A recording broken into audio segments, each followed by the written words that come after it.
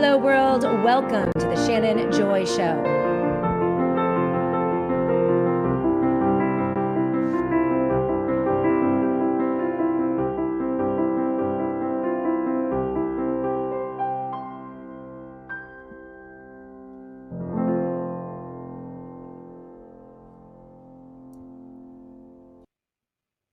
Hello, world, and welcome to the Shannon Joy Show. We're broadcasting live from the Joy Virtual Studio right here in the beautiful, snowy Finger Lakes region of New York State. It is a winter wonderland up here in New York. Hope you're all doing well from your own corner of the world. It is the Shannon Joy Show.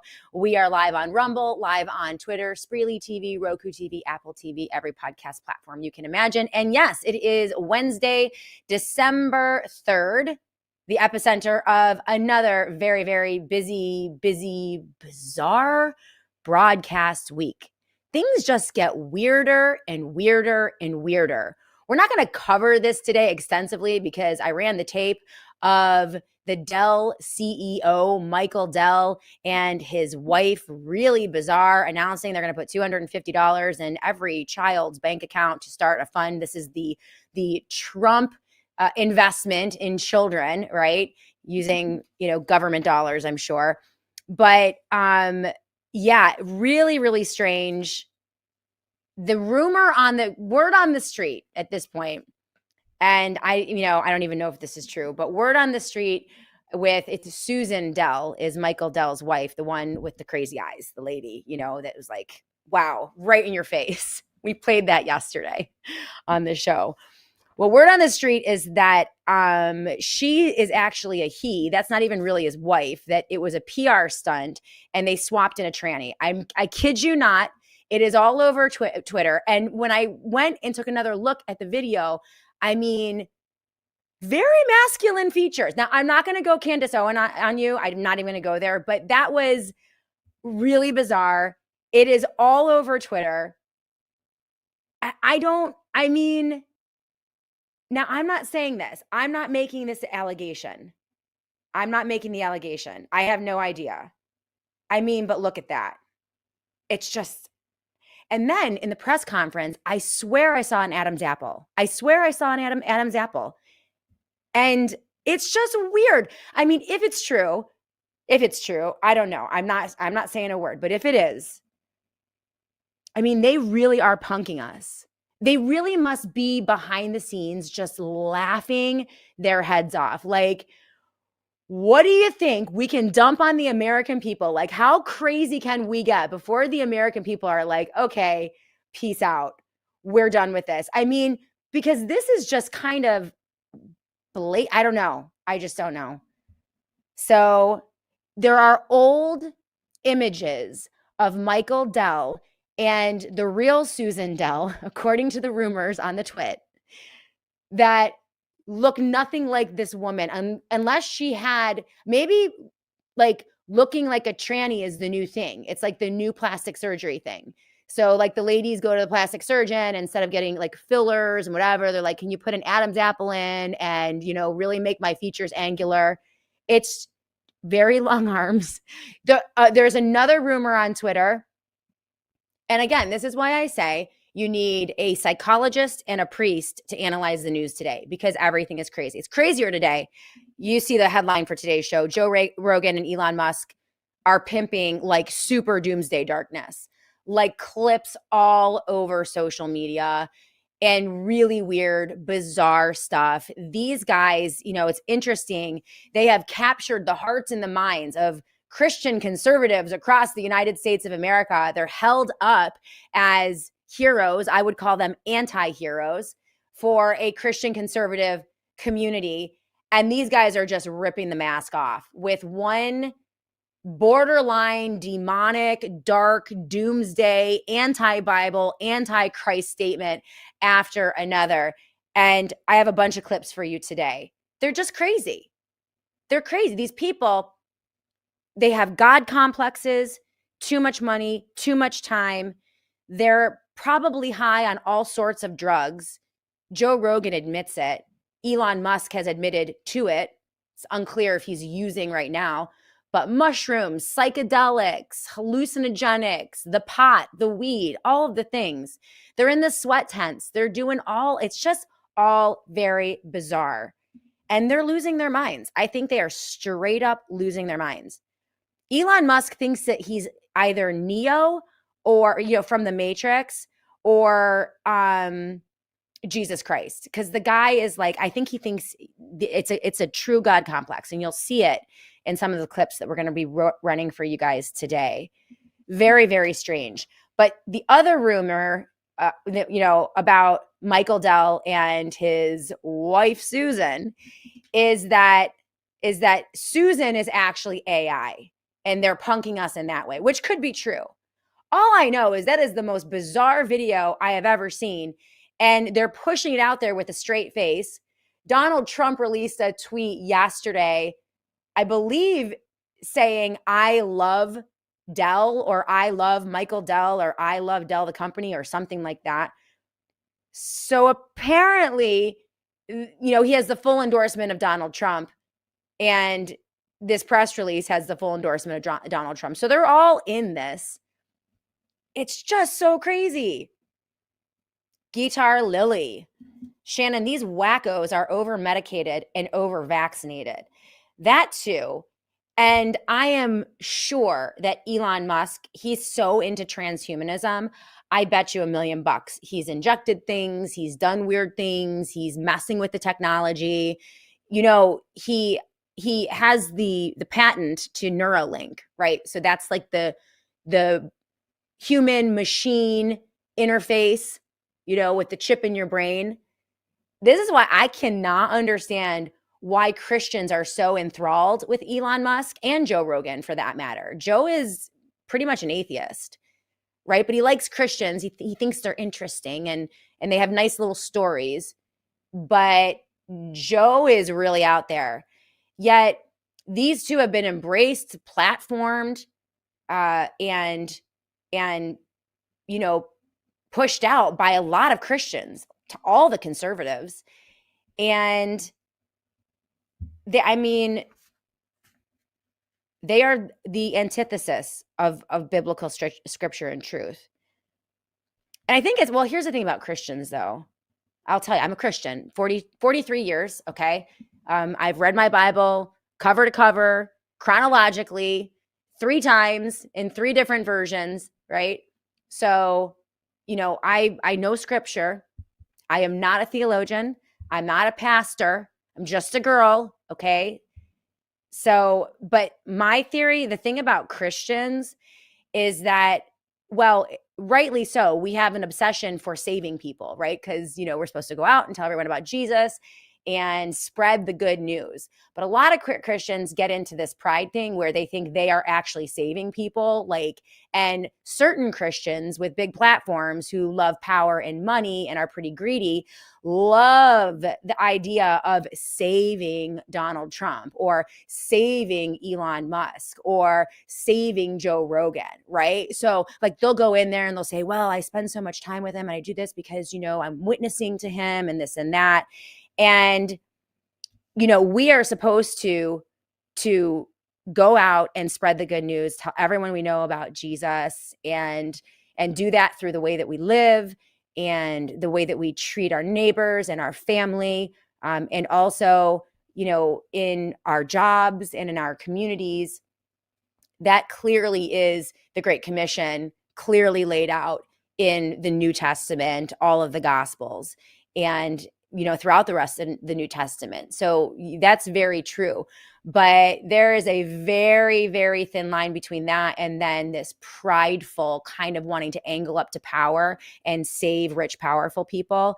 And that's honestly what I see a lot of.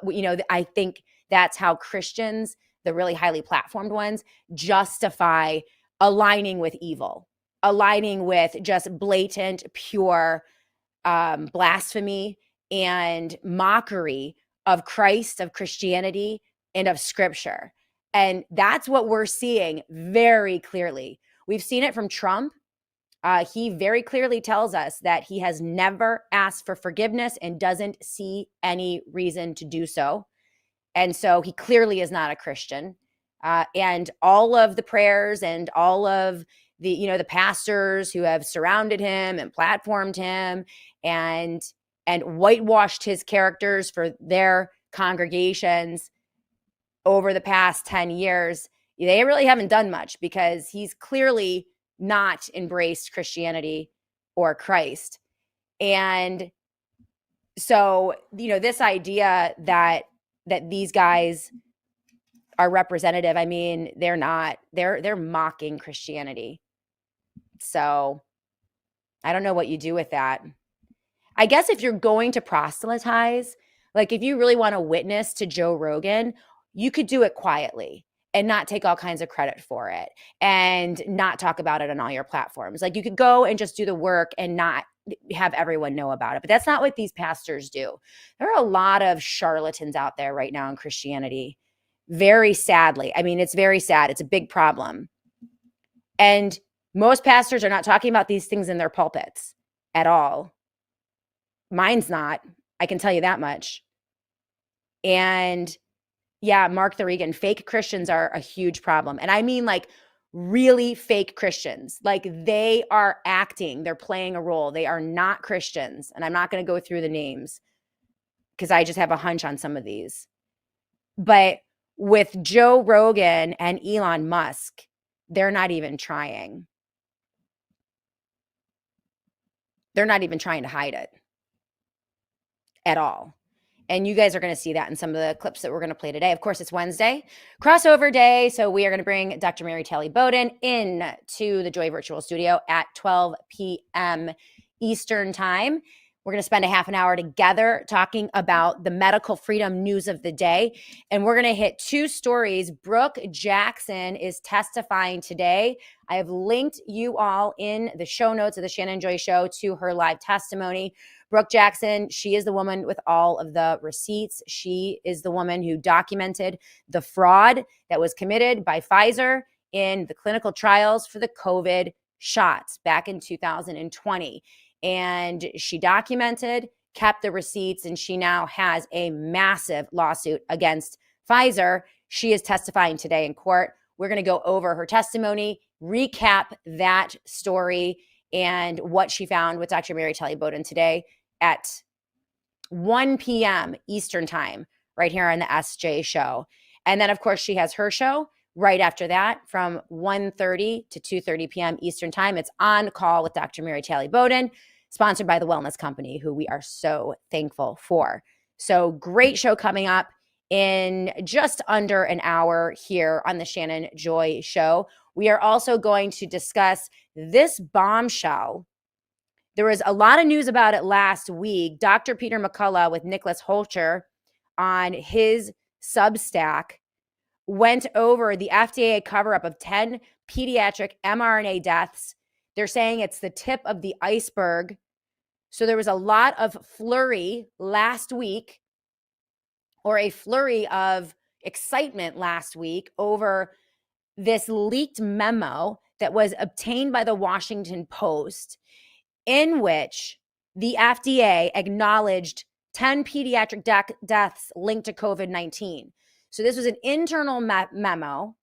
RFK's HHS, Marty Makary, Vinay Prasad, okay?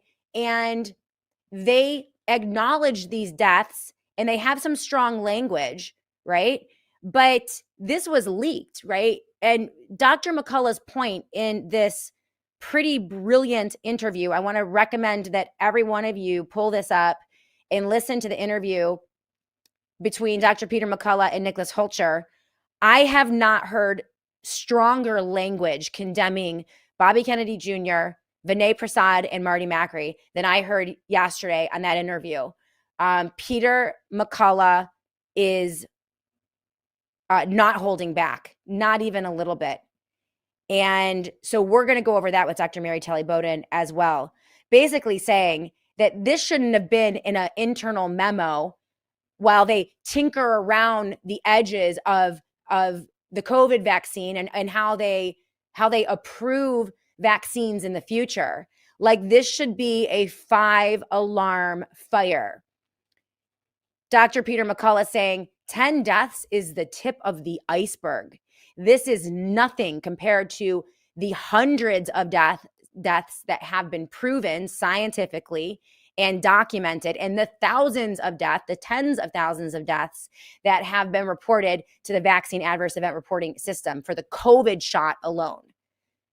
So he's saying they are covering up. He is now, in so many words, intimating that the current HHS is covering up the scope of the damage to hundreds of thousands of people by the COVID shots because of the fraud that was committed by Pfizer when they were creating the bioweapon for the Department of Defense, which is what really happened, right?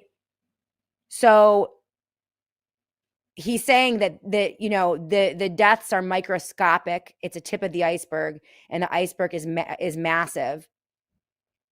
And he believes that this appears to be this function, what they're doing at HHS, and he named Bobby Kennedy, Vinay Prasad, and Marty Makary, appears to be what he's calling a limited disclosure attempt designed to bury the true magnitude of harm.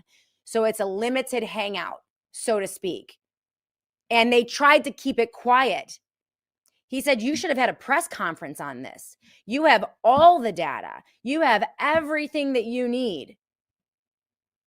Yet they're hiding it. Oh, yeah.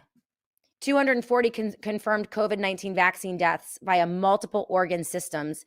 And this was from a report, a systematic review of the autopsy findings in death after COVID-19 vaccination. And then 28 confirmed COVID-19 vaccine myocarditis deaths. These are autopsy findings in cases of fatal COVID-19 vaccines from myocarditis. These are documented in the peer-reviewed literature in these studies. And then, of course, 19,355 reported deaths to the vaccine adverse event reporting system, which we know only captures about 1% of actual vaccine-related deaths.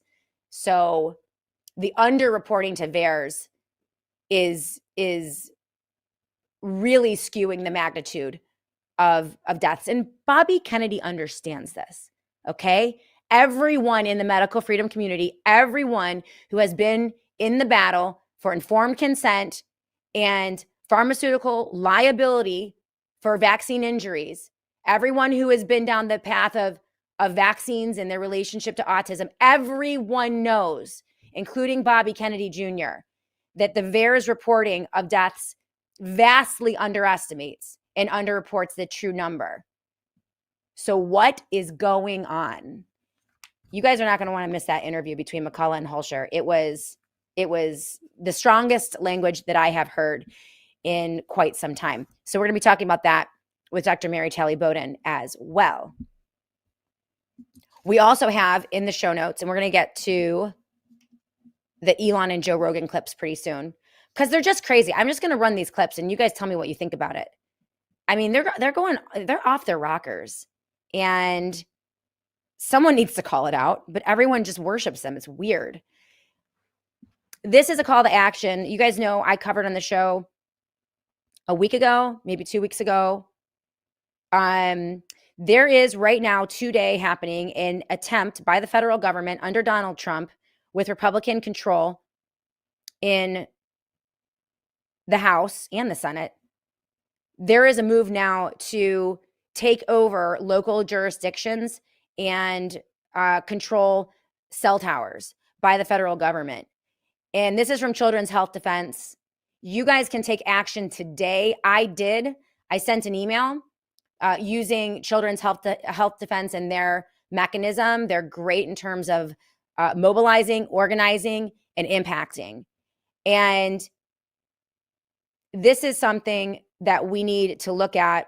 Congress is moving fast on HR 2289. This is a bill that would let federal agencies and telecom companies override your community's voice and force cell towers wherever they want.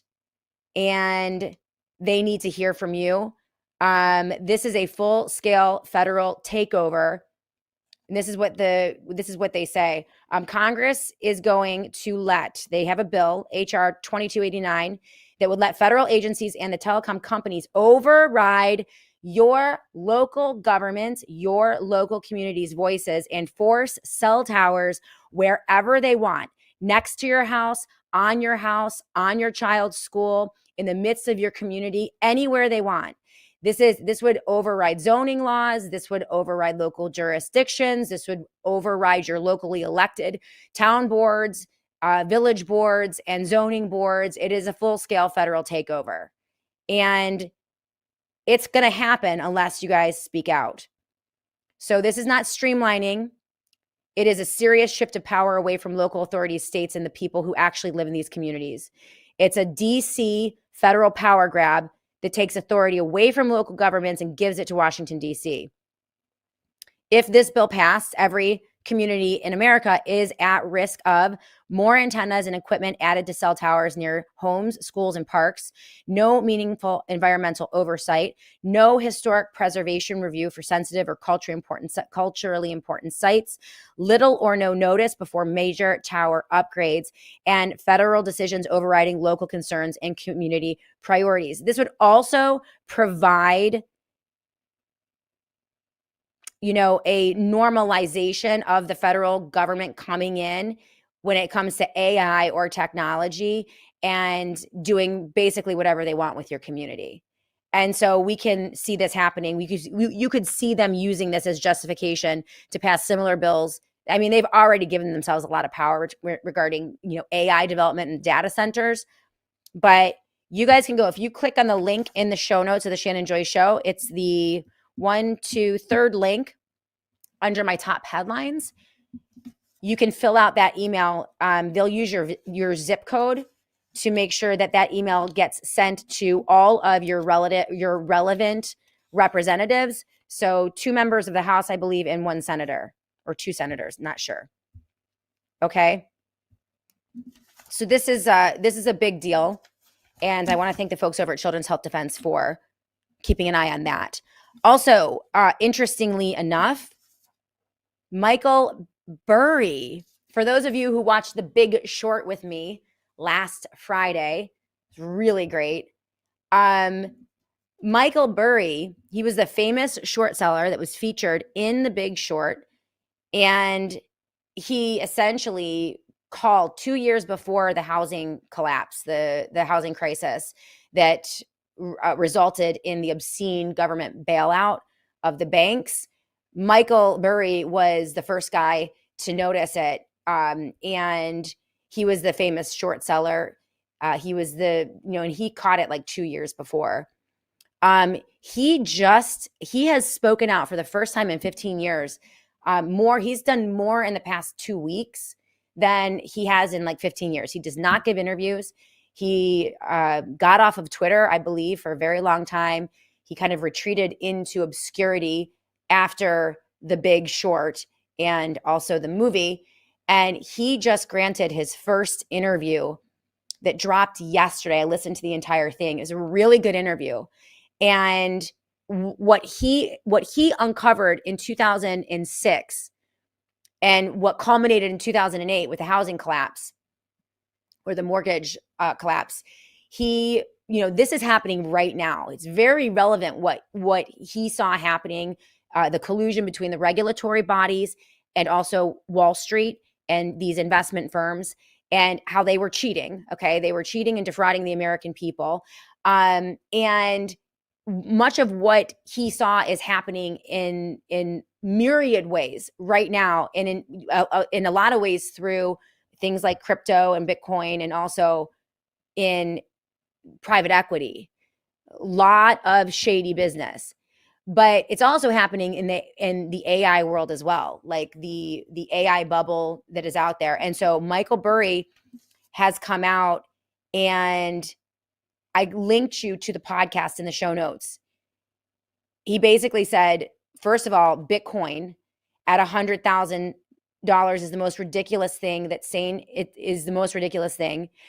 sane people are sitting on TV talking about. He said it's down now. It's down to 98,000, but it's not worth anything. Everybody's accepted it. It's the tulip bubble of our time. It's worse than a tulip bubble because this has enabled so much criminal activity to go deep under. He also said that he's been holding gold for many years, physical gold and silver, that the Federal Reserve should be ended. And he has also shorted Palantir. He believes that AI is a bubble. So he's saying the same things that you're hearing from Jack Gamble. And he was the weird dude. He also, LT Oracle of Truth, he also has admitted that he is on the spectrum. He's on the autism spectrum. A lot of them are the ones who are, really, intelligent, good with numbers. And so he admitted that on the podcast as well, which is interesting. So take that for what it's worth. More and more people are seeing this AI bubble. They're seeing that even Palantir, they're the king of the castle right now. And he says Palantir is going to be worth a lot less in 2 years. So he's taking a long position on Palantir, but it's not good for Palantir.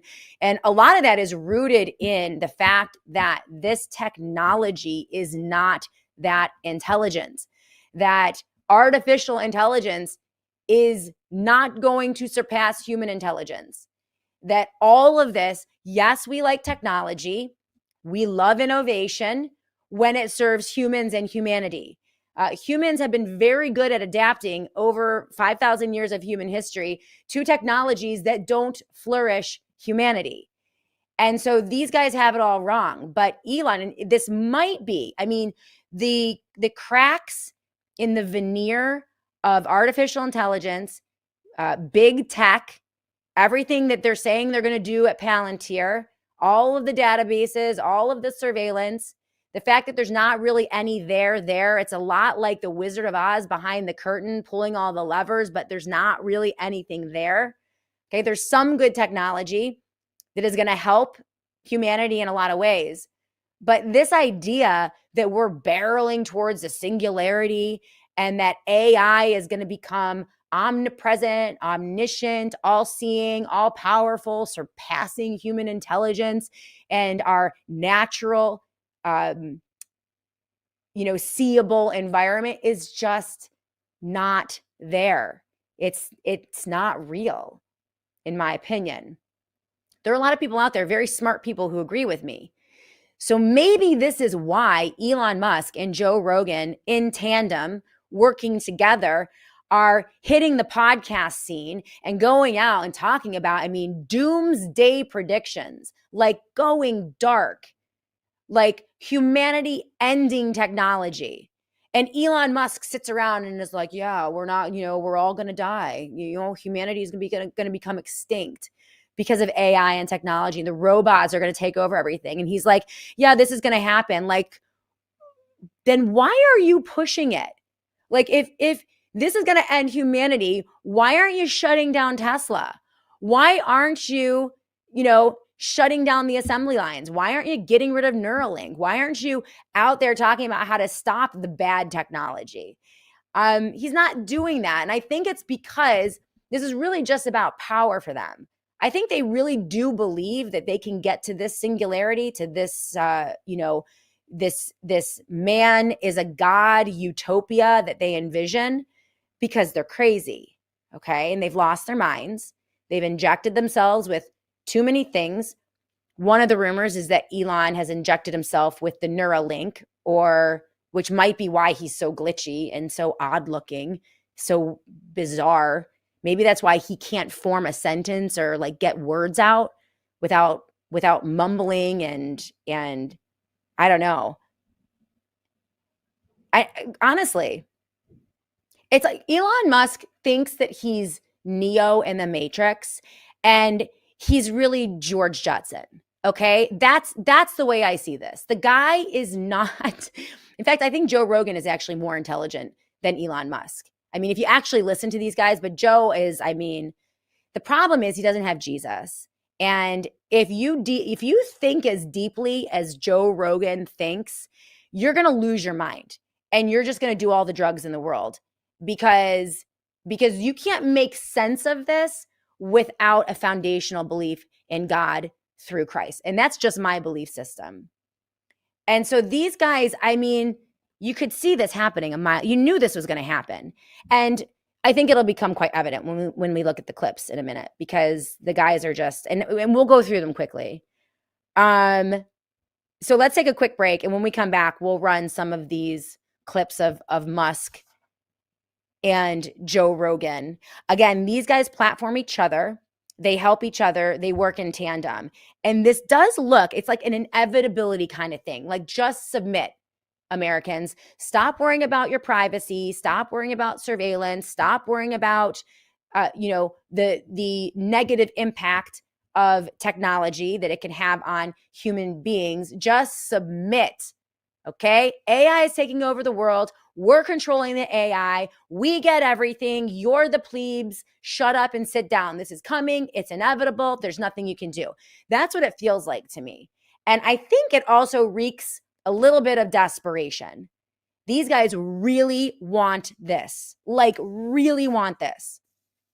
Elon wants to be a god. And the problem with that, when these billionaires go crazy and go mad, is that they can hurt a lot of people and kill a lot of people in the process. And we've already seen Bill Gates do it with the shots, with his vaccine rollouts. We have seen our government do it with the COVID shots. They do not have regard for humans. And so, yeah, they will experiment on us for as long as we allow them to experiment on us. If we let them, it's time that we say no. So when we come back, we're going to take a look at those clips right here on the Shannon Joy Show. Keep it tuned.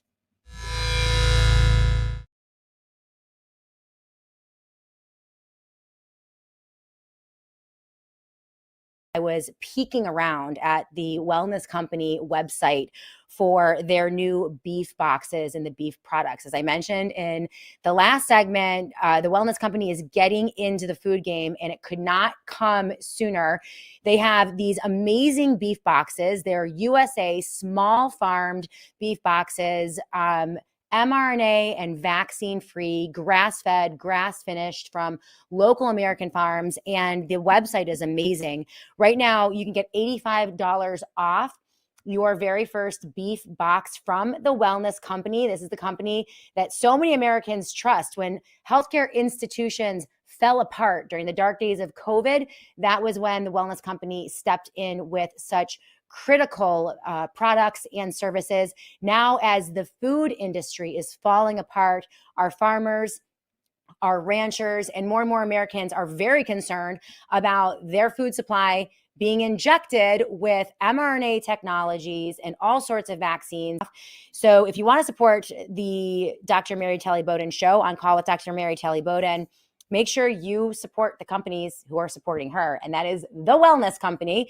So why don't you go to twc.health/Mary right now today, use that promo code Mary Farms, and save up to $85 on your order. Really thankful for the wellness company. Really thankful for Dr. Mary Telly Bowden. I want to talk quickly, though, about Rocket Dollar. They are new sponsors of the Shannon Joy Show. You guys are going to meet Henry Yoshida. We're going to do a full hour on the economic pain, inflation, and what regular Americans can do to protect themselves as we move towards recession, potentially depression, and conceivably even a currency collapse. You need to protect yourself. You need to protect your family. And one of the ways that you can do that is through a self-directed IRA. Go to rocketdollar.com/Shannon Joy today. There's a free guide that you can sign up for, where you can learn all about how to take control of your investments and your retirement. You can do that through Rocket Dollar.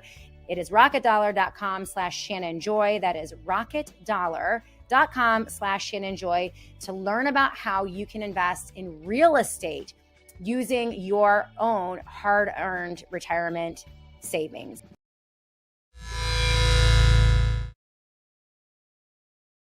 Welcome back, everyone, to the Shannon Joy Show.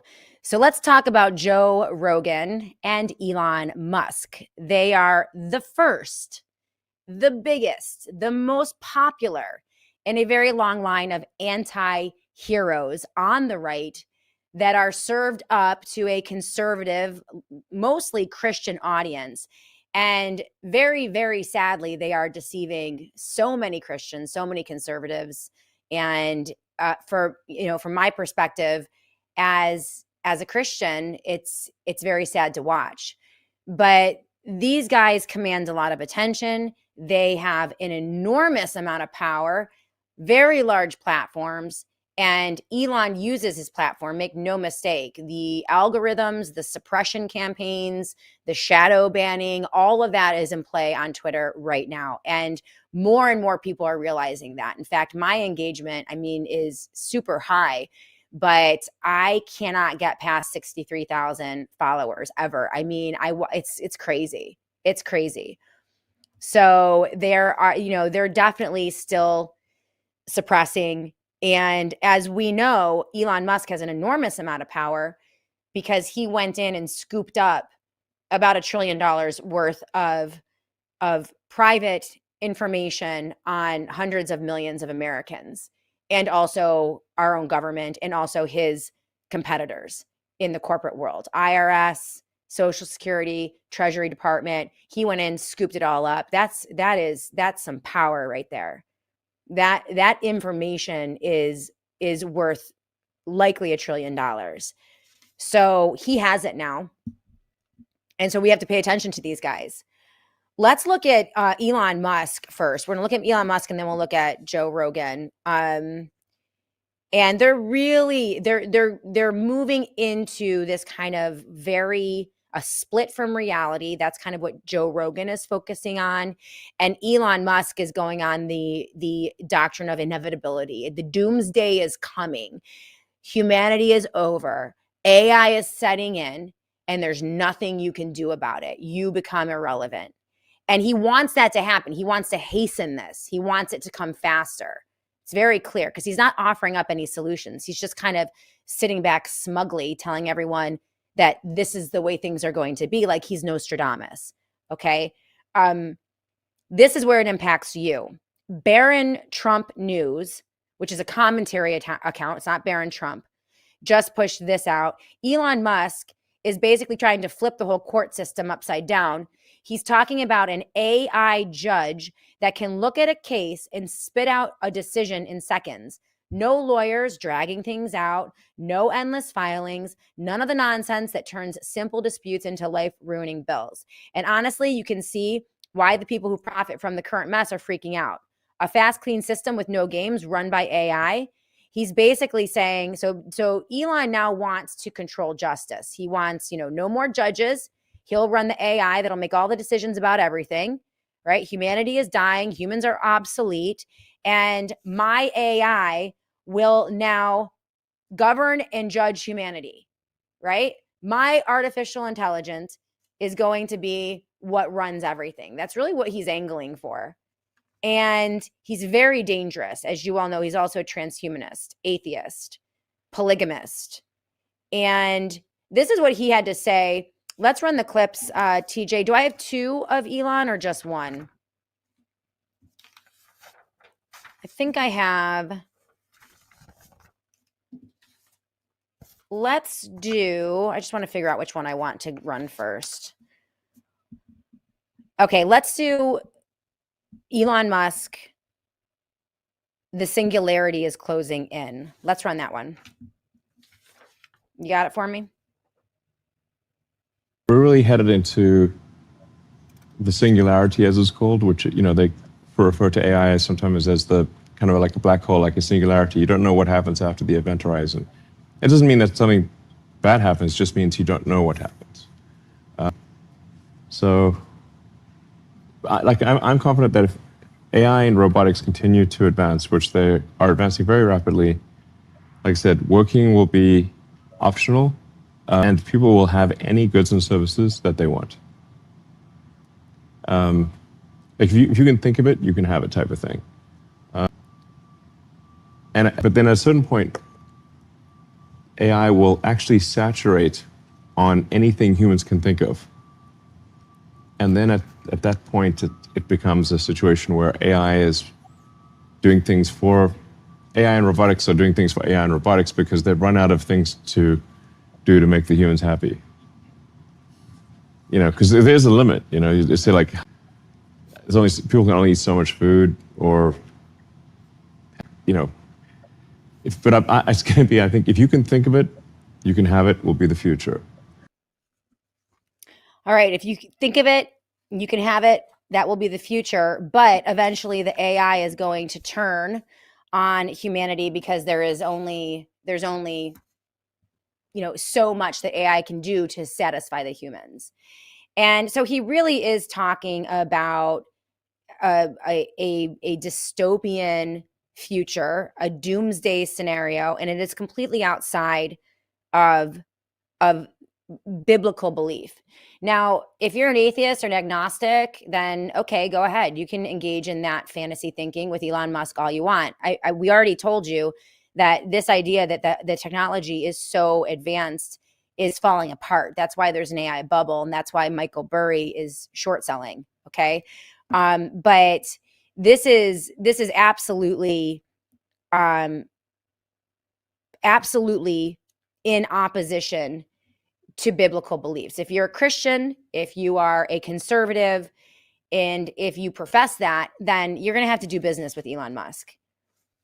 I mean, he is also like so heavy into transhumanism and gene editing, and that, so I think that this is a little bit of, I mean, they're trying to fast track this because people are waking up to the fact that there's no there.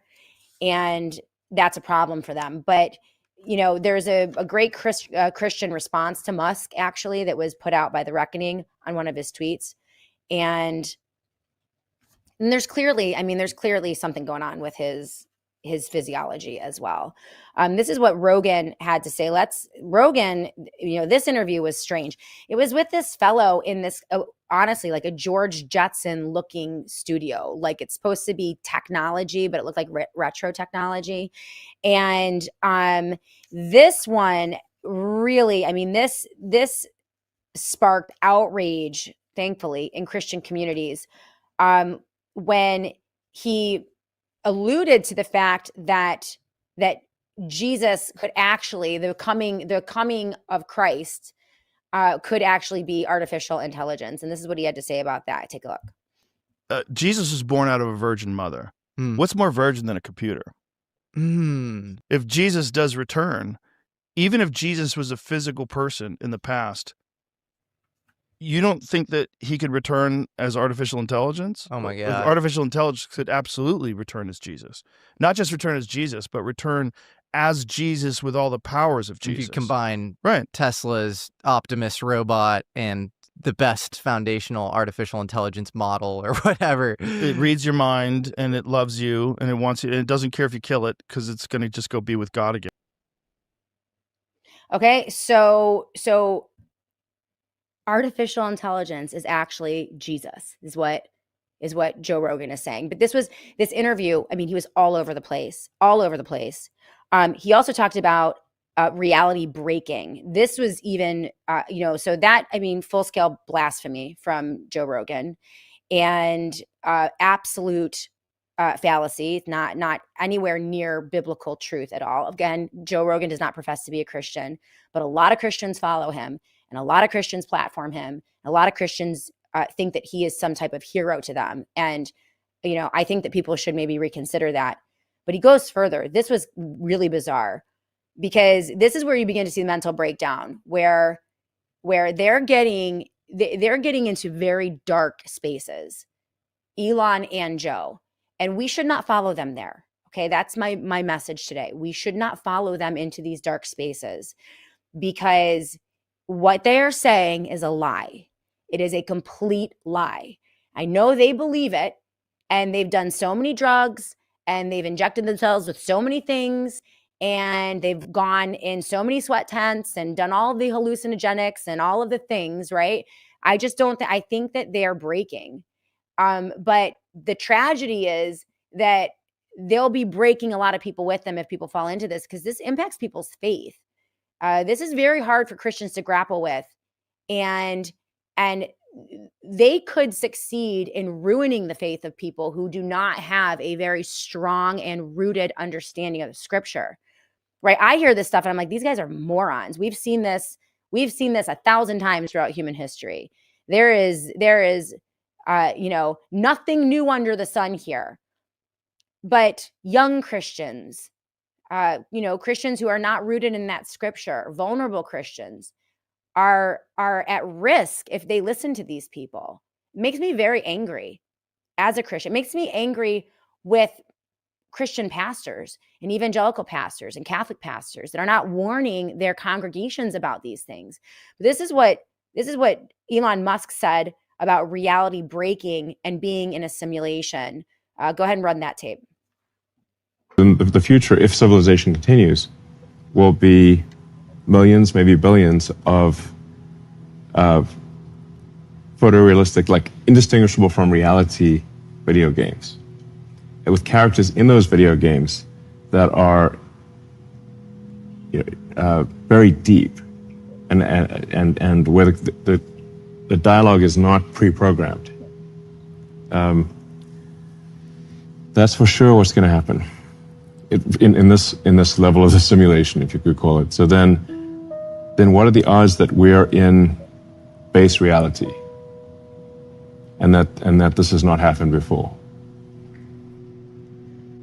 If I were to buy into that and assume that we are in a simulation, as Neo of the story, what do you know that I don't and I can learn from? I think most likely, if outside the simulation would be less interesting than in the simulation, because we're most likely a distillation of what's interesting, because that's what we do that's what we do in our reality. And then I do also have a theory, which is like the most interesting outcome is the most likely outcome, as seen by a third party, the gods or god of the simulation. Because when we do simulations, when humans do simulations, we stop those simulations that are not interesting. So like if SpaceX is doing simulations of rocket flights, the boring ones we discard because they're just not, we don't learn anything from those.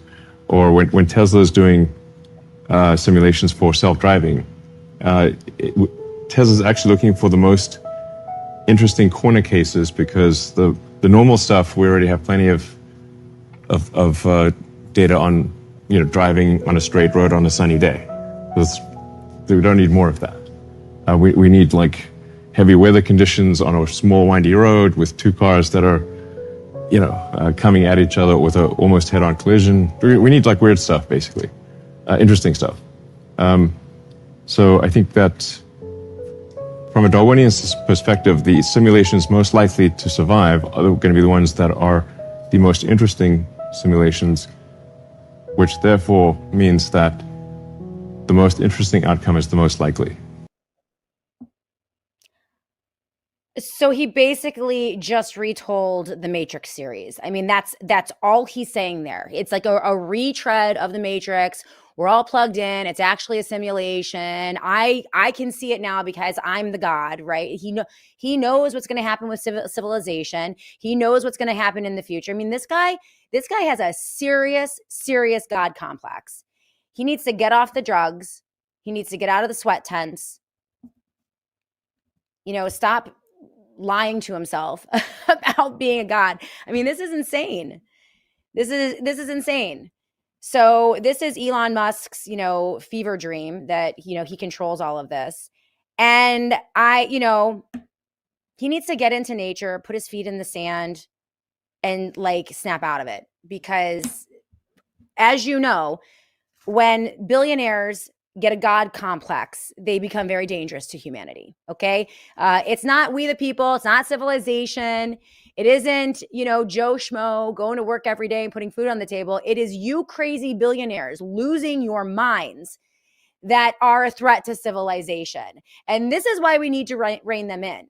This is why we can't have this like quasi-fascist public-private partnership situation where Donald Trump contracts with these big billionaires and they just hand each other money. We make it too easy for them to get too much money, and then they go crazy. So this is, yeah. And then I have one more, mental telepathy, Joe Rogan. Let's look at that one, and then we'll go to Mary Bowden. in just a minute because she should be ready to go. I think she's in the Joy Virtual Studio, but TJ can let me know. Let's run this last one with Joe Rogan. I mean, this is also blasphemous because he's super excited that we can go back to a universal language, one language for everyone, right? Because the problem was the Tower of Babel. It was Babel, and everyone had different languages. Well, AI can create a new universal language, and we all can get mental telepathy, right? This is what Joe Rogan was talking about. Let's run that tape. One of the big technological breakthroughs that's going to happen, that's going to change the way human beings interact with each other, is what I anticipate would be the development of a universal language and some sort of technologically assisted telepathy. So it'll probably be, I'm sure you've seen that Google test where they put on the headsets and they ask each other questions and answer the questions without words. You've seen that? No, right? I've never You haven't seen seen that. that? That's amazing. Oh my goodness. Oh my God. Oh my goodness. They gotta watch can it. already do this. Where do you want to get lunch after this? Thai food could be good. You think things, Yeah. it transmits your thoughts to that person in words that they hear, and then they think things and transmit it to you in words that you hear. These guys are laughing. They can't believe it's happening. They're not even talking. They're just laughing. I know Neuralink has a patent on telepathy or Oh, something. It's coming, man. It's coming 100%. And so what's our big hurdle? The Tower of Babel. What's the big hurdle? We can't communicate with each other. How many languages are there? I mean, so many. We don't so even many know dialects. how many Aboriginal languages there are in Australia. Totally. Do you know that they have these mobs, and these mobs might live 10 kilometers away from another? They call it, that's like tribe. They call themselves mobs, the Aboriginal people. They might live 10 kilometers away from another mob with a totally different language they don't understand. Wow. Yeah. No. And they don't have, it's not written. Wow. And so some of these people die. They die off. There's a lot of genocide. A lot of people, a lot of them were killed. Like some horrific history to ancient Australia. My good friend Adam Greentree, and by the way, Australia, a lot of freaky cave art. A lot of freaky UFO looking art, like weird stuff that's thousands of years old. You're like, what were you guys drawing? Like, what is that? My friend Adam Greentree visited a site where they had given food to this entire tribe of Australian Aborigines that were tainted. It was all poisoned. And the entire cave, he said, is just littered with human bones. He said it's the saddest, most like dark and depressing single environment he's ever been in. He was in this cave going, what the fuck, man? They just poisoned this entire tribe. This gave. All right, that's Joe Rogan, and bloviating on about Australia.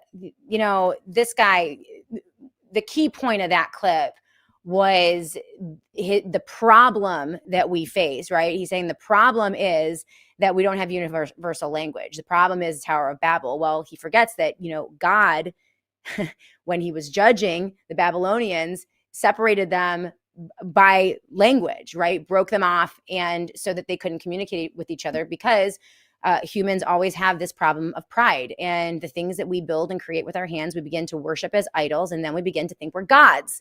And that's when God steps in, like he always does, and judges. And so again, Joe Rogan is dark. Thank you, Scott Gordon. This is dark stuff. And there was another clip that was running around on Twitter where he was talking about like breaking in reality. Like there is no reality. Again, this is in line with Elon's discussion of the simulation. I would encourage all of you to put on your spiritual armor when you are watching or witnessing or consuming any of these guys' podcasts or interviews, because again, this was, I wanted to alert everyone to it because it's pretty nasty stuff. And it is a shame that they command the attention of so many believing Christians. There's a lot more there. If you guys want to head to my Twitter account, you can find that as well, because it is, you can find those clips as well. There are a lot more. Yeah, absolutely. All right, guys, let's go to break really quickly. When we come back in, we're going to welcome Dr. Mary Talley Bowden into the Joy Virtual Studio for our crossover. And we're going to talk about the Brooke Jackson case, and also what is going on with the FDA now, according to Peter McCullough, covering up the scope of the death and destruction from the COVID vaccines by releasing this 10 pediatric mRNA deaths. He's saying it's the tip of the iceberg. We're going to hit that with Dr. Mary Kelly Bowden in a moment right here on the Shannon Joy Show.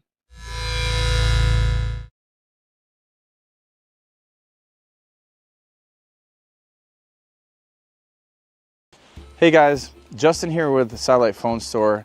And with things like Starlink, satellite messengers and all that, are satellite phones still really something useful in 2025?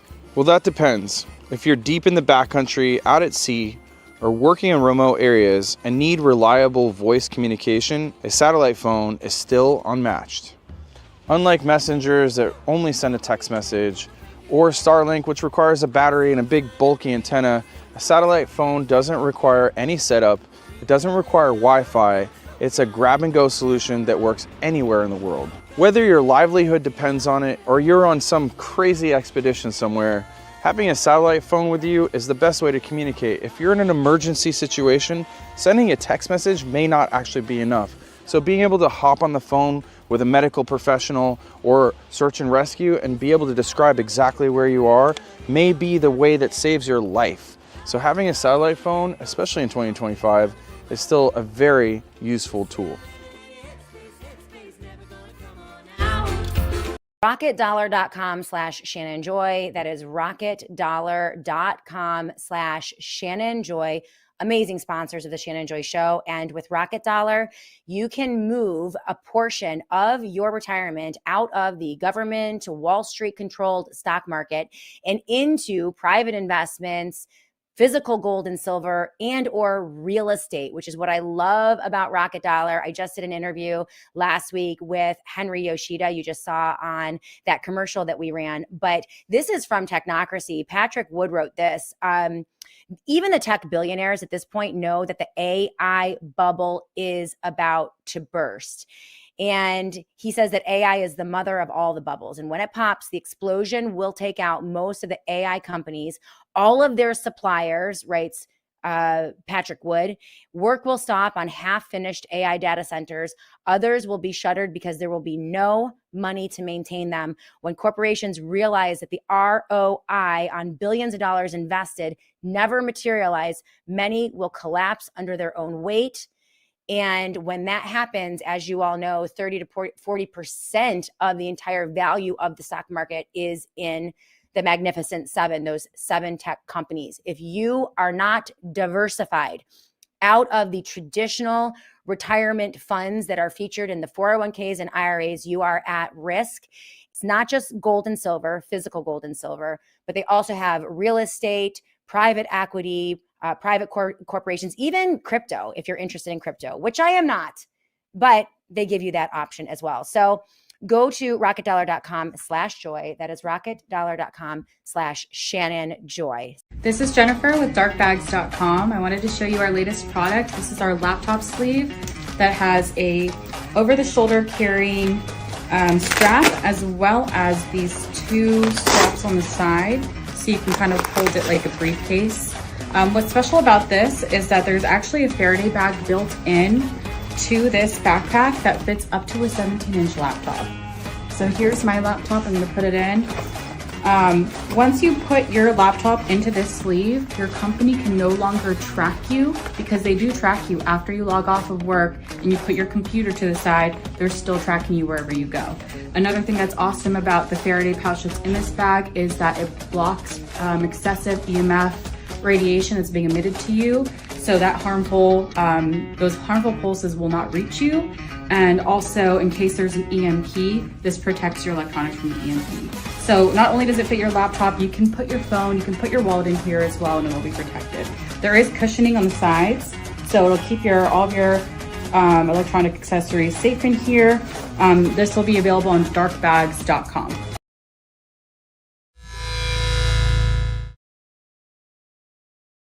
Welcome back, everyone, to the Shannon Joy Show. Glad to welcome Dr. Mary Kelly Bowden into this crossover section on the Shannon Joy Show to talk about the medical freedom issues of the day, and also what she has lined up for all of you. On Call with Dr. Mary Telly Bowden is coming up next, and she has another round of great interviews. Hey, Mary, how are you? Great. How are you, Shannon? I'm good. I'm good. Apparently, civilization is over, and it's the end of humanity. Elon says so. So.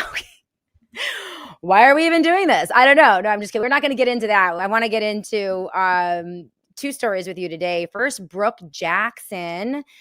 You pushed out a link to listen to her testimony. This is in regards to her lawsuit against Pfizer for the fraud that they committed during the clinical trials in 2020 that she uncovered as she was working at one of those clinics. And this case has had so many twists and turns, but it really is probably one of the biggest and most impactful, most important cases for medical freedom out there. And I wanted to get your thoughts. You listened to some of that testimony. Can you update us on the case and what went down in that hearing today?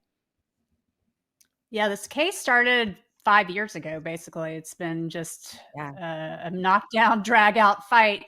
But the latest is that the government swept in and filed a motion to dismiss, which is sort of unheard of. Usually what happens is the whistleblower submits the data to the government, and then the government helps the whistleblower expose the fraud. But in this case, the government is on Pfizer's side.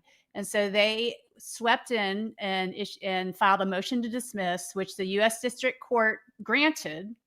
And they did it with prejudice, which means that they can't file again. So that's, if it's without prejudice, then they could possibly start the lawsuit again. But in this case, the government just said, no, it's over, and that's it. And so this was a hearing on appeal at the Fifth Circuit. And interestingly enough, Judge Elrod, who did most of the talking, was the same judge that helped us in our FDA case. So when we filed a lawsuit against the FDA, when they put out that ridiculous horse tweet, and they basically interfered with the doctor-patient relationship by doing that, they overstepped their bounds. And it's very hard to sue the government and win. But Judge Elrod ruled in our favor. She and Judge Willett, who was also on today's panel, the third judge I'm not familiar with, but that gave me some hope. And it sounded like Judge Elrod was suspicious of this. Okay, well, the government just says we need to dismiss it. They didn't really give any argument. They just said it needs to be dismissed. So they didn't list their reasons. They're typically, they need to have some sort of cause. What's the reason for cause? And apparently they just felt like, well, because we said so. And it sounded like Judge Elrod didn't think that was right. So that gave me some hope. Yeah. That's exciting news. I mean, in what, you need 2 out of the 3 judges, correct? On this panel. I assume that's how it works, right? And it sounded like one judge was less in their favor, and then the other 2 might have been more in their favor, from what I could tell. But do we know when there will be a ruling? I have no idea. Okay. I haven't talked to Brooke or the lawyers, or I can't remember how long it took with the FDA case. But it was not very long. It was 20 minutes. So I have it on my X account, the whole thing. So it doesn't take long to listen to it. Some of it's pretty technical. I didn't understand what they were saying, but you can get the gist of it. And then I posted Warner's closing, like, last couple statements. And that sums it up pretty nicely. Basically, what happened is Brooke was involved in managing one of the research sites. She saw that they were not handling the studies properly, that they were, there were protocols that have to be followed, and that was her area of expertise. And she saw that they weren't following them. And when she brought that to their attention, they fired her. And then they also they were supposed to pause the study, or it was one center. It wasn't the entire study. It was one center. They were supposed to pause, and they agreed to a pause. So they paused, then they fired her, and then they resumed the study. So Wow. they collected Yep. data that is potentially very fraudulent. They presented that data to the government. They compelled the government to grant them an emergency use authorization based on potentially fraudulent data. So that is a huge deal. And that, the PrEP Act has been the biggest hurdle, but if they can prove fraud, then the PrEP Act is null and void. And this could take Pfizer down. It could destroy Pfizer forever if it goes forward. But right now we need it it's hanging on by a thread. Right. A miracle. We need Jesus. Okay. Not the singularity. We definitely need a miracle, right? Because this would be such a huge victory for the medical freedom community, for so many people who were harmed during the lockdown, so many medical doctors like yourself who were standing up, speaking out about this. Like, this would be a win. I want wins. People tell me that I don't celebrate wins enough. I want them desperately, as much as anyone else does. And this would be an absolute game changer. So I'm going to be praying for Brooke. She has been so diligent. I've hosted her probably 3 or 4 times on the show back in right after it happened, when she was, first putting her lawsuit together. And she has just been an absolute stalwart warrior. And so let's pray that this happens. And I do believe in miracles. Right? I do believe they can happen. So we'll be keeping an eye on this. What do you make of this? So clearly you saw the leaked memo last week from the FDA where they acknowledged it was Vinay Prasad, an internal FDA memo that was leaked to the Washington Post, I believe it was. And a lot of people in the medical freedom community were like, oh, wow, look at this. Because they acknowledge in this leaked memo that there were 10 pediatric deaths linked to COVID-19 mRNA injections. And in this memo, the FDA officially acknowledged that. And in the memo, they also recommended that we should take a look at how we approve vaccines. We need to tweak things over here and tweak things over there. And, and many people in the medical freedom community cheered this, like this was the greatest thing ever. And yesterday, an interview dropped in a piece on Dr. Peter McCullough's Substack, an interview he did with Nicholas Holtscher, where they said, hold on, wait a minute. These 10 deaths are just the tip of the iceberg. There is so much data. There have been Senate hearings. There are now multiple peer-reviewed studies. He goes over in that interview, they have 240 confirmed COVID-19 vaccine deaths via multiple organ systems. And this was on the paper, A Systematic Review of Autopsy Findings and Deaths After COVID-19 Vaccination. 28 confirmed COVID-19 deaths from myocarditis.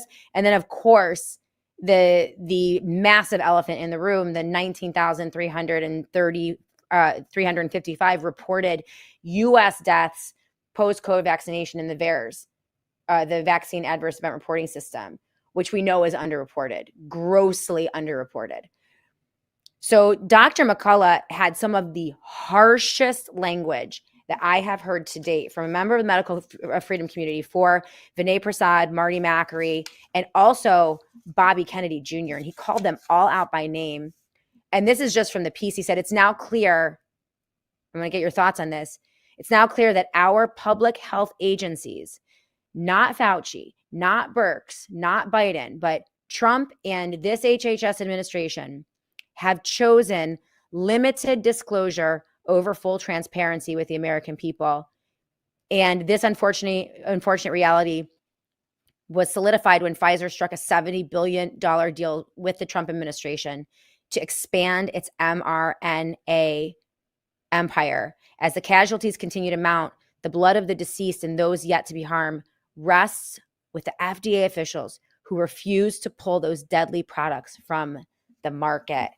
That was in this piece from Peter McCullough.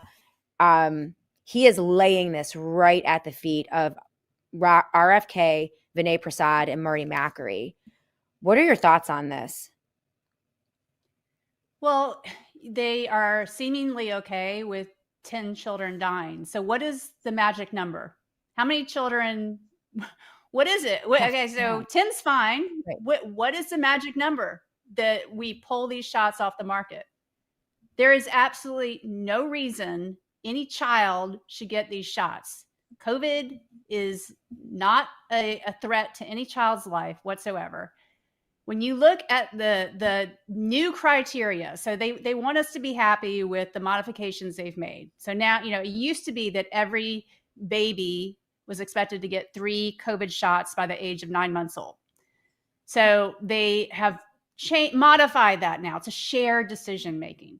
Well, you look at the criteria of, what it takes to get one of these shots, and it encompasses 40% of children. So it's not like, only a very small number of children are eligible to even get these shots. And if a parent just says, okay, well, my child has one of these things, then that's enough. It doesn't have to be a doctor verifying. And like one of the ridiculous criteria is physical inactivity. All right, like what? Oh my God. One of them is ADHD. Pregnancy is listed as one of the high risks. So it's very the whole pregnancy thing is very muddy because you have RFK saying, oh no, pregnant women shouldn't get it. Well, if you look on the CDC's website, it says pregnancy is considered a high risk condition, which makes you eligible to get the COVID shot. COVID is not a threat. I continue to see patients, I still practice. I see patients every day. I see injured patients every day. I don't see people sick with COVID at all. I only see now the carnage from these shots, see it every single day. Yesterday, I saw a 26-year-old whose life has been destroyed by myocarditis. I see it every day. It is just unbelievable that these products are still on the market. I mean, it just defies reality. Yeah.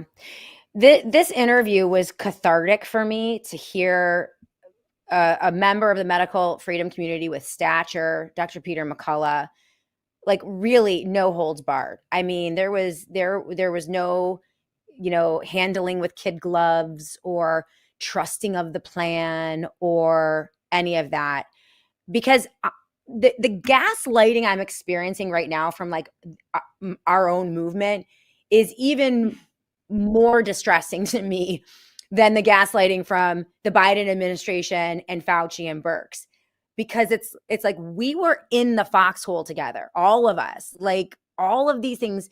And, I don't know what to make of it. I don't know when is it the appropriate time to treat them in the same way that we treated Fauci and Biden and Birx, right? Like, shouldn't we apply the same critique, the same anger as a movement? And I clearly you've been the tip of the spear on this. I mean, you've been out there before anyone, quite frankly. But how long do you think that we should do this before we just rip the Band-Aid off and admit that they're captured and we're going to have to figure out other ways to get these shots off the market, or just like use brute force, like, I'm not really brute force. Like, I don't want to wrestle them or anything, but like verbally to get them to do what we want them to do. I think you can be very direct and very verbal without being offensive, right? I mean, that's my goal. I try not to, I'm probably nicer in my approach to them than I would be to Fauci or Birch, but I'm still direct. I'm still just pushing the same message. And you could argue that by doing that, it actually helps them, because if they have Mm. insurmountable public pressure that they have to cave to, Right. that's helpful. So that's how I look at it. Yeah. Man, I just wish we had more people. I wish we had some of those bigger voices. But we just need to keep plugging along, which is what you do every day. I want to hand your show over to you because you do have a show right now that's going to be starting. And who are you interviewing today, real quick? Give a little overview to the audience, and then we'll toss it over to TJ to set up your stream on Call with Dr. Mary Telly Bowden, starting in just about a minute. By the way, thank you for everything you do. You're a hero. But yeah, who do you have lined up today? Yeah, so I think the threat of COVID is over, but now we have this new entity, alpha-gal syndrome, which is, I don't know if you've heard about it, but it's basically allergy to mammal protein. So Okay. meat, beef, pork, lamb. People develop not always, but a large majority of people develop a severe anaphylactic reaction after eating meat. And of course, we don't think this came out of the wild.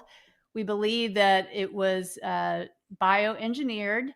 And I'm talking to Dr. Alejandro Diaz, who is a pediatric allergist, and this is one of his areas of expertise. And he's going to tell us all about this new syndrome. It's fairly new. It was discovered, I believe, 2007 was the first time it was discovered. Okay. And it has been growing exponentially. Jeez.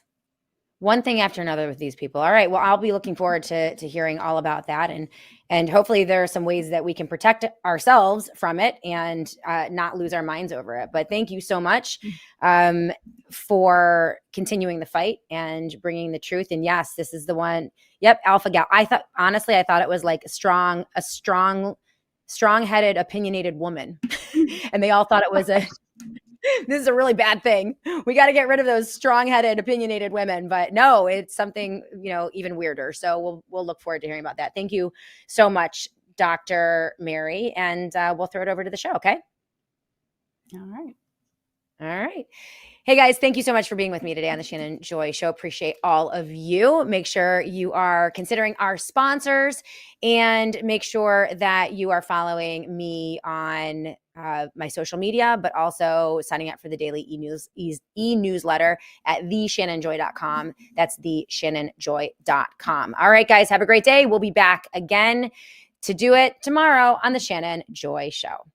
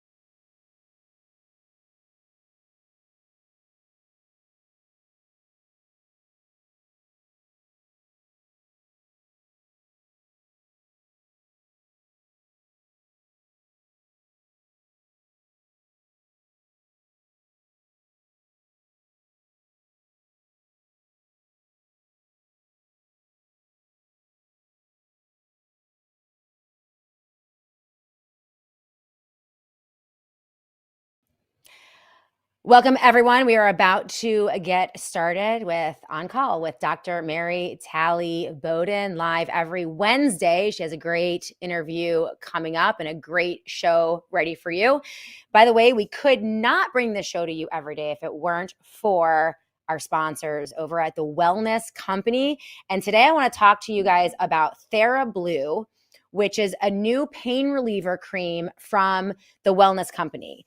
So if you guys have stubborn aches or pains that never quite go away, they're just constantly there nagging at you, the ones that ice, heat, or pain pills barely touch, well, if you're struggling with that, you can target it at the cellular level instead of just numbing the pain away. And that's exactly what TheraBlue was designed to do. So TheraBlue is the next generation pain relieving peptide gel that works deeper than the skin's surface. It's powered by AQA, Aqua Molecular Delivery Technology, that delivers those peptides and botanicals directly into the muscle's tissue for legitimate, lasting relief. So the hero ingredient here is copper peptide. It promotes collagen synthesis, reduces inflammation, and helps accelerate repair.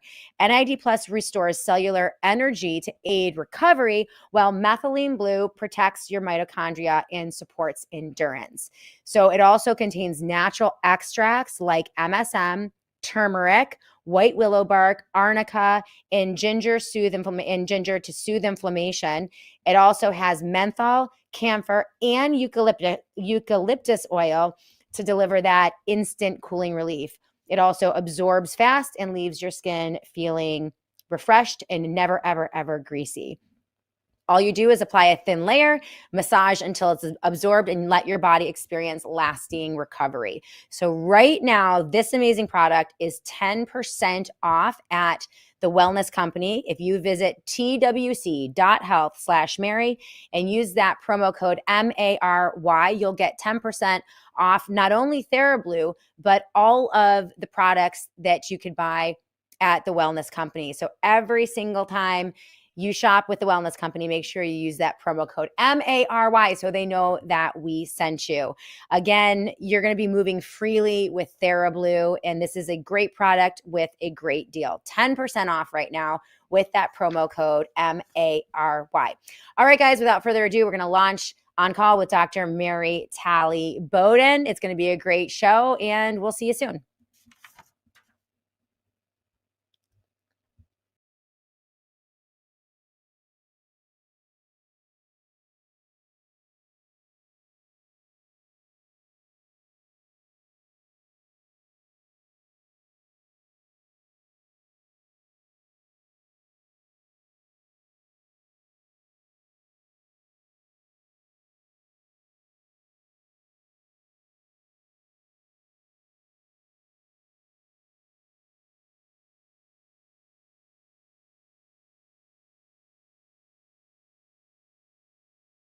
Today, we have Dr. Alejandro Diaz, who is a pediatric allergy and immunology specialist.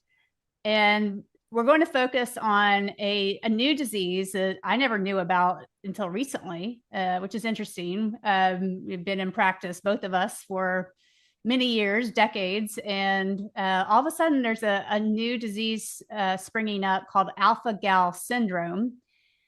And it's even more interesting because it may have a nefarious background to it. So welcome, Dr. Diaz. And can you just give us a brief overview of what alpha-gal syndrome is? Dr. Bowden, thank you so much for having me on your show. It's a pleasure to be here with you. And so basically, alpha-gal syndrome, it's a delayed allergic reaction to a sugar molecule that it's called galactose alpha 1,3 galactose, hence the name of alpha-gal. And this specific molecule, it's placed on the surface of cells of mammals, except humans. And this is very unique because the problem that triggers this disease are ticks, specifically the Lone Star tick, which is very common in the Midwest of the United States and East, North, and South. That's exactly what it is, the alpha-gal, and it's a fairly new disease. It was first diagnosed by an Australian doctor, Dr. Van Noonan, in 2007, and then up until 2008 by Dr. Thomas Platts Mills at the University of Virginia. And it's very interesting how they find out what was going on with these patients. But we can go on the overview about that. Well, so did it originate in Australia? You said an Australian doctor discovered it? 2007, yes, by Dr. Noonan Okay, in 'cause 2007. there are some theories that it's coming from, bioweapons research in Plum Island, Yes. but it sounds like it was possibly originated in Australia, or is it just we had a smart doctor there that figured it out in Australia? So basically what happened with Dr. Noonan in Australia, I think it was Sydney back in 2007, she started to recognize some patients that they were having severe allergies, but they couldn't figure it out until she found that it was because of this molecule, this specific sugar. But it was up until 2008 where the team of researchers from the University of Virginia with Dr. Thomas Platt Mills, that they were starting to see something very interesting, Dr. Gowen. They were starting to see that a lot of oncologists, and they was back, I want to say like 2005, 2006, they were starting to see this severe reactions on patients that they were treated for cancer, specifically with cetuximab, which is an anti-monoclonal antibody that is used specifically for the treatment of colon cancer and neck cancer. They were starting to see this through, colleagues in oncology and so on, but they couldn't figure it out. It was up until the smart team of Dr. Platts Mills in the University of Virginia that they started to see like a pattern, very interesting pattern. They started to recognize that most of these patients, they were living in the states of North Carolina, Tennessee, Arkansas, and Virginia specifically.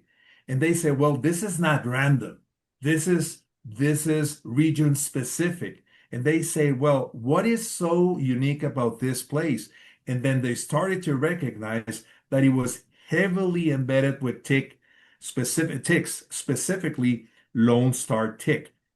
Then they started to do their research and they found that, number one, that cetuximab, this monoclonal antibody used for this cancer specifically, it's made with the conjunction of galactose sugar. That's number one. Oh, interesting. Number two, they were able to find that many of these patients, after they were ingesting red meat, they're starting to have reactions. So they found out that many patients that they were treated with cetuximab, eating red meat, they were previously sensitized by tick bites.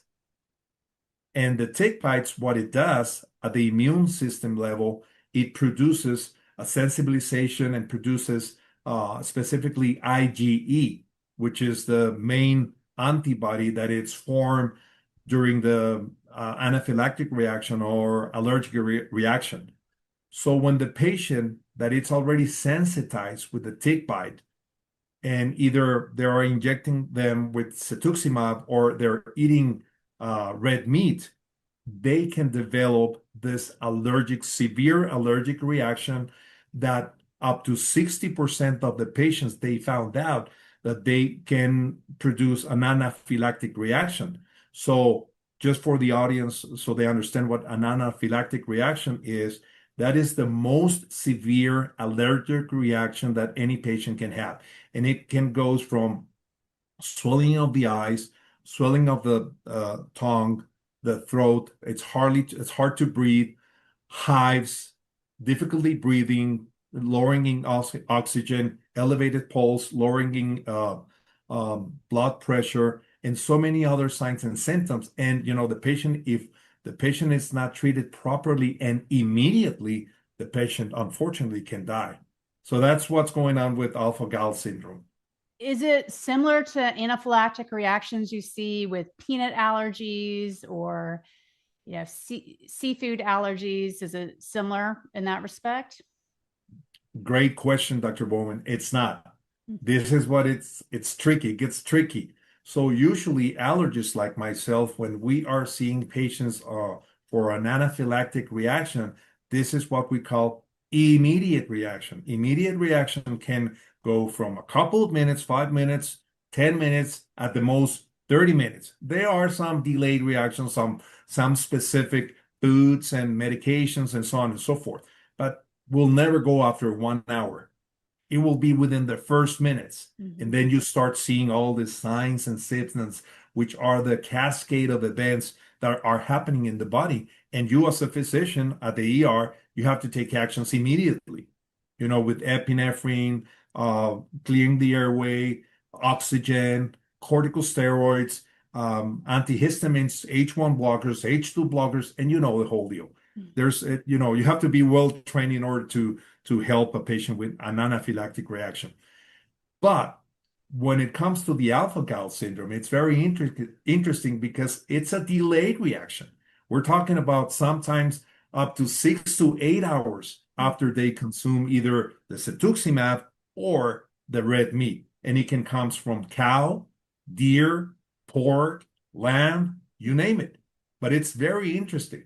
So basically, the pathophysiology that it has been naming in the literature is that when the tick bites the mammals, because they feed on the bloods of the mammals, they get embedded their saliva in their salivary glands, and there's a transformation, very interesting transformation with proteases, histaminases, and some tryptases, and so many other what we call immune modulatory substances.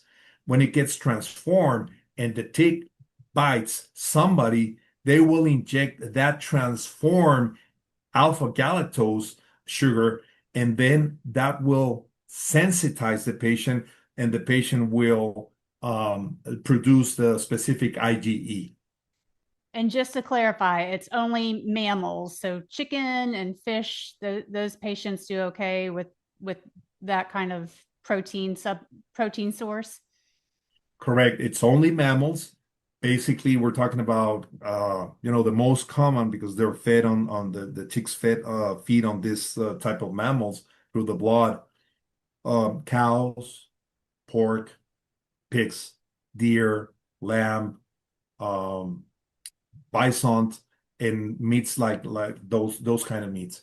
So they're highly consumed, and so somebody who has been sensitized already with this ticks and developed specific IgE for alpha-galactose, they have their antibodies. Whenever they encounter again with this molecule, this sugar, they can react. But that it's a very delayed and very atypical reaction. I wonder, do you think mosquitoes could transmit this, since it's sort of the same thing where you've got this insect spreading and injecting different people? The only vector that we know of today, 2025, are ticks, specifically the Lone Star tick, which is very common in the Midwest and Northeast and Southeast of the United States. It's hard to see on the West Coast. On the West Coast, alpha-gal syndrome patients, at least they have been living on the East Coast. It's very interesting. It's very It's very region specific. Are these ticks that live on dogs, deer? I mean, are they animal specific, or are they, like the deer ticks tend to? It's more related to cow ticks, Mhm. deer ticks, pig ticks. Basically, those are like the most common. But it's the interesting part here that we can analyze is that why it takes so much. I mean, usually an anaphylactic reaction, it's immediate. It's what we call an immediate reaction. But this is kind of, I want to say, kind of engineered Mm-hmm. type of reaction. And this is when it gets complicated, you know. Uh, this is when conspiracy theories come to the table. There's a very interesting book that it's called Bitten Mm-hmm. by Chris Newby, and she talks about what happened during her own experience with Lyme disease. And she explained the possibility of bioweapons in Plum Island, in Long Island, New York, and then also in Lab 257.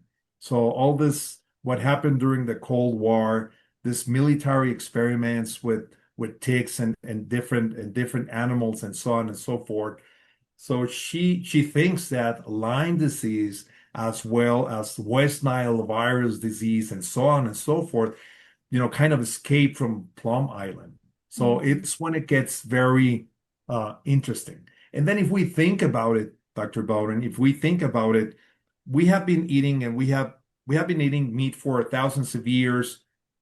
We have ticks for thousands of years. Mm-hmm. What have changed? I mean, what is the common denominator here that we have to think about it? And as we know, uh, the foundation of Bill and Melinda Gates, they have been investing large amount of money in a lot of research when it comes to ticks and mosquitoes. And there is this new trend that they want to diminish gas emissions through through cows and cattle. And I wouldn't be surprised if there are some people interested in trying to diminish the meat consumption. Mm-hmm. Do you think they're developing a vaccine for alpha-gal syndrome? I wouldn't be surprised if that is on the way. You know exactly what happened during the COVID operation. I was very vocal at the beginning of the COVID operation, and I said, I wouldn't be surprised that they will create a vaccine. And look what happened. 5 years aftermath, 5.5 billion people got injected with those toxic injectable products of experimentation, so-called COVID vaccines. Yeah. How do you test for alpha-gal? You send blood work to the lab and you will test for specific IgE antibodies against alpha-gal, which is the fraction of galactose alpha 1,3 galactose fraction of that molecule. And then you'll have the results and you will see if that patient has been sensitized with the alpha-gal sugar molecule through a tick bite. And then you said it was initially identified in 2007. Is that right? First time ever, if you go to the literature, first time ever, it was identified in Sydney, Australia by the Australian doctor in 2007. I think it was Van Noonen, Dr. Van Noonen in 2007. But it was up until 2008 when the team of Dr. Platt's Mills, that he was able to put all the pieces together, and he found out that actually it was through the alpha-gal sugar. And then what can you tell us sort of the numbers since then? Is it exploding, or how fast is it becoming a problem? So let's say the first article that it was written by Dr. Thomas Platts Mills, it was in 2008. By that time, they were able to identify approximately 22 patients. But then afterwards, every 6 months or 8 months or 9 months, it was tripling and quadrupling up to this moment, which is 2025. There are estimated around 450,000 cases of alpha-gal syndrome, which is it's an explosion of cases.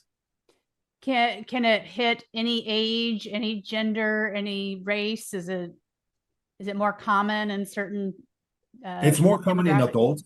adults? Basically patients who have been exposed to ticks, that they go outdoors, they do a lot of outdoors activities.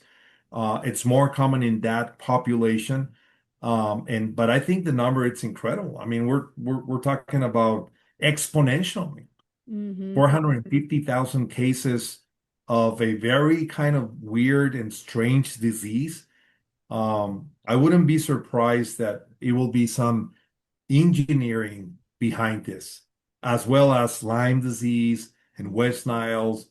There's no doubt in my mind that SARS-CoV-2 was 100% engineered and it was a bioweapon. I don't have a doubt in my mind, and I've been talking about this for 5 years in different forums throughout the world. But now we encounter with this kind of new disease it's basically a matter of putting the elements on the table, starting the conversation, then patients, they will make their own conclusions. Well, so I see a lot of allergy patients. I'm an ear, nose, and throat doctor. What would prompt me to order this test over the typical allergy patient? So basically, the way that you can come to the diagnosis, it's through, as you know, Dr. Bowen, through a good medical history, physical examination, what happened, when happened, exposition to tick bites. That's important, very relevant. And then the physical examination, and then send the lab work of specific IgE to alpha-gal. And then if it's sensitized, there's no question that specific reaction that they had. It's important to mention that not all patients will develop anaphylaxis. Up to 60%, which is extremely high, will develop anaphylaxis, but 40% not. So the signs and symptoms can range from hives, angioedema, rash, GI problems like diarrhea, isolated problems, different organs and systems.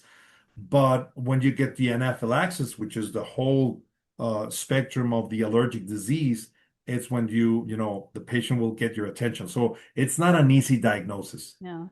Wait, for the 40%, you said 40% don't have anaphylaxis. Is that right? 40% don't. Yes. What kind of symptoms do they have? Mostly hives, angioedema, GI problems. Basically, it's very unique for those patients that they haven't developed the severe reaction like anaphylaxis. So but now, it's hard to make the diagnosis before you get the anaphylaxis, because hundreds of different causes can create those symptoms. Yeah. But maybe not, if they're just complaining of postnasal drainage and runny nose, that might not prompt you to dig into alpha-gal. It's more the skin manifestations and GI tract and sort of unusual allergy symptoms. Is that fair? Exactly. Yeah. And then obviously during your medical history, it has to be related to eating meat. Right. But you said there's that delay, so that's why I think it's a little tricky, because it is very tricky. It's not like peanuts where people know immediately. Yeah. I've been practicing allergy for so many years, and I haven't seen a case. This is kind of fairly new to me as well. But I'm very surprised. And, understanding what happened after the COVID operation, I'm not surprised of anything else now at this point in time. Yeah. Anything can happen. What can these patients take, like a over-the-counter antihistamine and live a normal life, or how are they treated? So once, let's say the patient reacts to, and it gets an anaphylactic reaction, so you'll take care of the patient with the schedule and the regular treatment of anaphylaxis, and you ask the patient not to eat meat anymore or dairy products, including milk and cheese can create alpha-gal syndrome. Oh, wow. Obviously, meat and beef, most of the reactions, but including milk and cheese. Can you imagine that? Yeah, that'd be hard. But I really think, this is a personal opinion. I really think that there's something fishy behind this.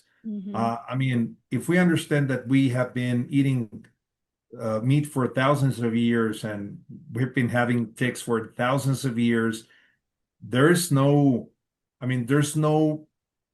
logical thinking that this could just happen out of the blue. So it has to be manipulated at engineering level, genetic manipulation, the only way that I can understand that this is happening. I'm very deliberate about the partnerships I form and the voices I amplify. My platform was built on defending free speech, even when it comes at a cost. I've been canceled, banned, and flagged more times than I can count. And at one point, my bank froze every dollar I had instantly, with no warning, no explanation, and no way to fight back. I learned a big lesson. There's only one thing, though, that they can never cancel: physical gold and silver. No bank can freeze it, no processor can decline it, no faceless moderator can switch it off. For 5,000 years, gold and silver have worked when every system failed, through blackouts, bank runs, and every kind of chaos. That's why, after doing my research, I've decided to diversify my investments with gold, and I'm very proud to partner with Goldco, America's highest rated precious metals company. They've been in business for 19 years with over $3 billion in customer investments and A+ ratings with the Better Business Bureau. If you go to drmarygold.com, Goldco will give you a free gold and silver information kit and up to 10% in bonus silver on qualified accounts. This is the most generous incentive in the industry. Real wealth can't be canceled. Take back control at drmarygold.com. Well, there's a video circulating around X of, I don't know who it is, but there's some scientist on there talking about how great it would be if we could develop a meat allergy because people don't have self-control. And if we're going to save the planet, we need people to stop eating meat. So wouldn't it be great if we could find a way to make people allergic to meat? Have you seen that video? No, I haven't, but I'm not surprised. Again, I really think that this is man-made. That this is my personal opinion. I think it's man-made because if you add the book Bitten, the book of Lab 257 by Michael Carroll, and then you put everything into what happened after the SARS-CoV-2 pandemic, the COVID operation, I call it better. They have understand that through the manipulation of fear, mass formation, that they can control people with different diseases, infection, communicable diseases, and so on and so forth. I think this is why we're starting to see more diseases like this. Otherwise, it doesn't make sense.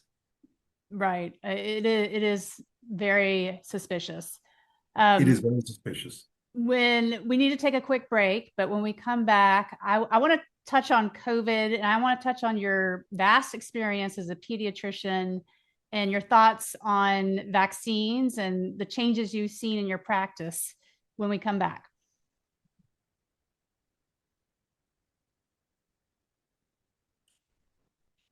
You've seen in over 20 years.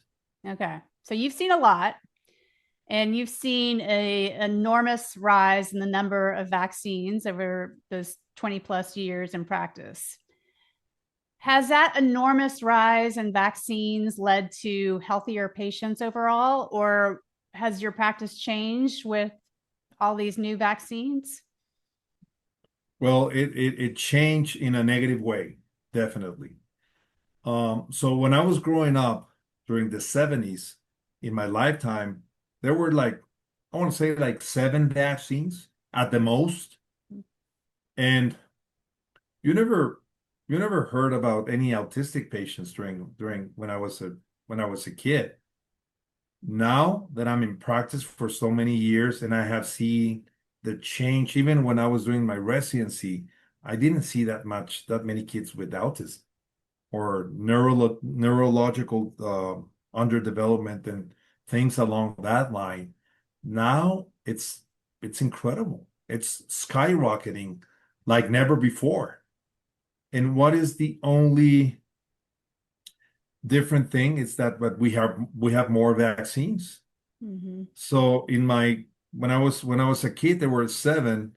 Now, if somebody follows and is complying with the CDC schedule, by the time they turn 21, they have injected at least 78 to 79 vaccines. It just does not make sense. And I see it on my patients, with chronic sinusitis, pneumonias, a lot of allergic disease, rhinorrhea all the time, asthma, atopic dermatitis like never before. Mm-hmm. And also, the typical kid that it's always coughing with mucus and rhinorrhea, and it's getting sick all the time. Mm-hmm. So I don't see a healthier population. I'd see a sicker population after this huge amount of vaccines. Yeah, so I'm curious what impact you've seen on ear infections, because I remember during my training they said, well, this new Pneumovax series will prevent ear infections. Are you seeing an improvement in that regard with ear infections? Not at all. No, I see a lot of sort of allergic disease, ear infections, sinusitis, pneumonias, all sort of GI problems, a lot of autism, a lot of neurodevelopment patients, and it's been dramatic. I just see so how do they get all these problems if they are they're very well taken care of, good nutrition, and so on and so forth. What is going on? And the only answer that I have found, it's the increased amount of vaccines. So we need to ask Dr. Bowman for, at least double-blind placebo-controlled trials when it comes to vaccines. You can ask any average pediatrician, can you tell me, you're a parent, you talk to your pediatrician, you're taken to your first well visit to your pediatrician, and it's time to get their first round of vaccines, let's say 2 months. And the parent can ask, doctor, can you tell me how bad the disease is that you will vaccinate my kid for? Do you know the ingredients of each vaccine that you will apply today to my kid? Do you know what are the chances of my kid getting tetanus or diphtheria or pertussis or measles, mumps, rubella, hepatitis B, hepatitis A, pneumococcal infections, and so on and so forth, chickenpox, things like that. And, probably 99.9% of my colleagues, they will not have an answer because they have been trained to push those vaccines. Well, the one that I get the most questions on is the meningitis shot. And my son's pediatrician, I didn't take him to the visit, and he was 18, so I didn't really have a say in it. But my son's pediatrician told him that if you get meningitis, then there's a 25% chance you will die.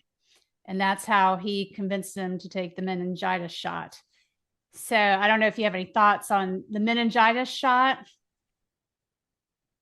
Well, that's true for virtually all the other diseases. The risk of getting those diseases are very minimum. Mm-hmm. Most of them, with the exception of meningitis, are self-limited. Mm-hmm. They're self-limited. Yes, with meningitis, I've seen patients with meningitis. Some of them vaccinated, some of them are not vaccinated, but you have to make a medical intervention, obviously. But the rest of the diseases are self-limited, from measles to anything you can imagine. So it's about risk and benefit at the end of the day. So one of the things that I recommend to the parents of young children is try to get as much information as you can. But it's also, where are you getting that information from? The information is very biased because somebody who will try to push these injectable products, they will put the worst scenario. Oh, your kid, higher chance of dying from this disease if you get polio, if you get meningitis, if you get pneumonia, and so on and so forth. So the parent, the only kind of piece of information they are seeing is the chances of dying, even if it's extremely low. So they will rather take the vaccines in order to protect their children, than not taking the vaccine, because it's the way how pediatricians are delivering the message. Have your views on vaccines changed, or have you always thought this way?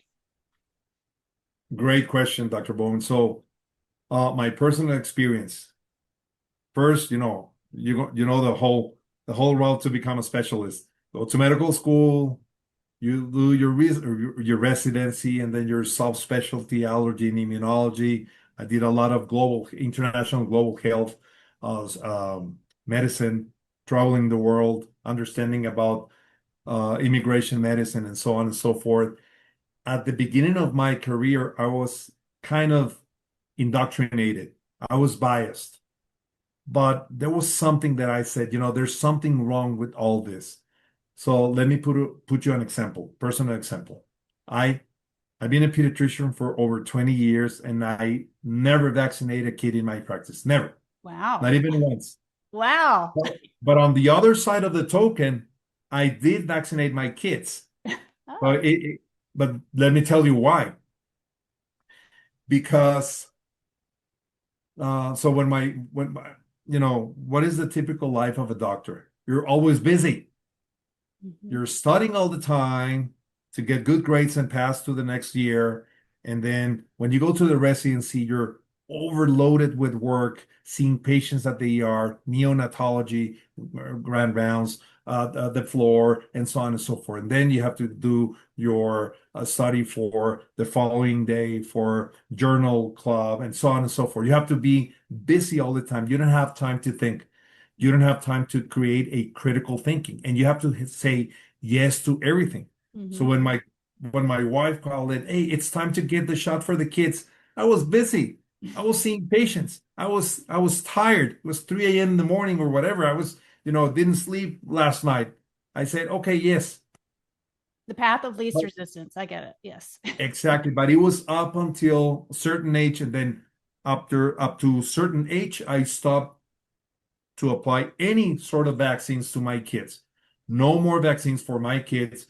We didn't vaccinate for COVID. It was not a vaccine. It was a bioweapon. It was a toxic injectable product of experimentation.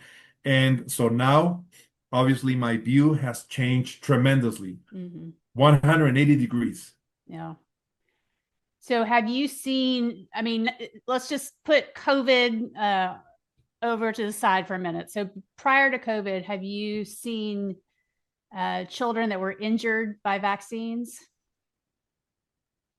Yes, but I wasn't able to make that connection completely.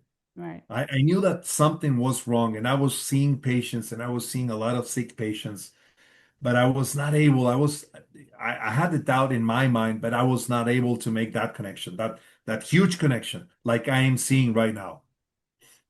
Did you have pushback from your patients or from other doctors because you weren't giving vaccines? 100%. All the time. Where are you? They don't like me, actually. My colleagues, they don't like me because they think that I'm delivering a very negative message. But I am 100% sure that I am not. Have you been public about it your whole career, or just was it just recent, or how? Within the last 5 years, I want to say the last 5 years have been like an awakening for me. Mm-hmm. Mm-hmm. And then I mean, obviously you didn't give any COVID shots. Have you seen children that have had issues from the COVID shots? Plenty. Really? From myocarditis to pericarditis to GI problems, neurological problems, a lot of urticaria, angioedema, you name it, everything. Mm-hmm. I see a lot of, and unfortunately, especially on adults, patients, a lot of turbo cancers, a lot, Mm-hmm. and a lot of, unfortunately, many patients have died that I know of. Really? Like your own patients?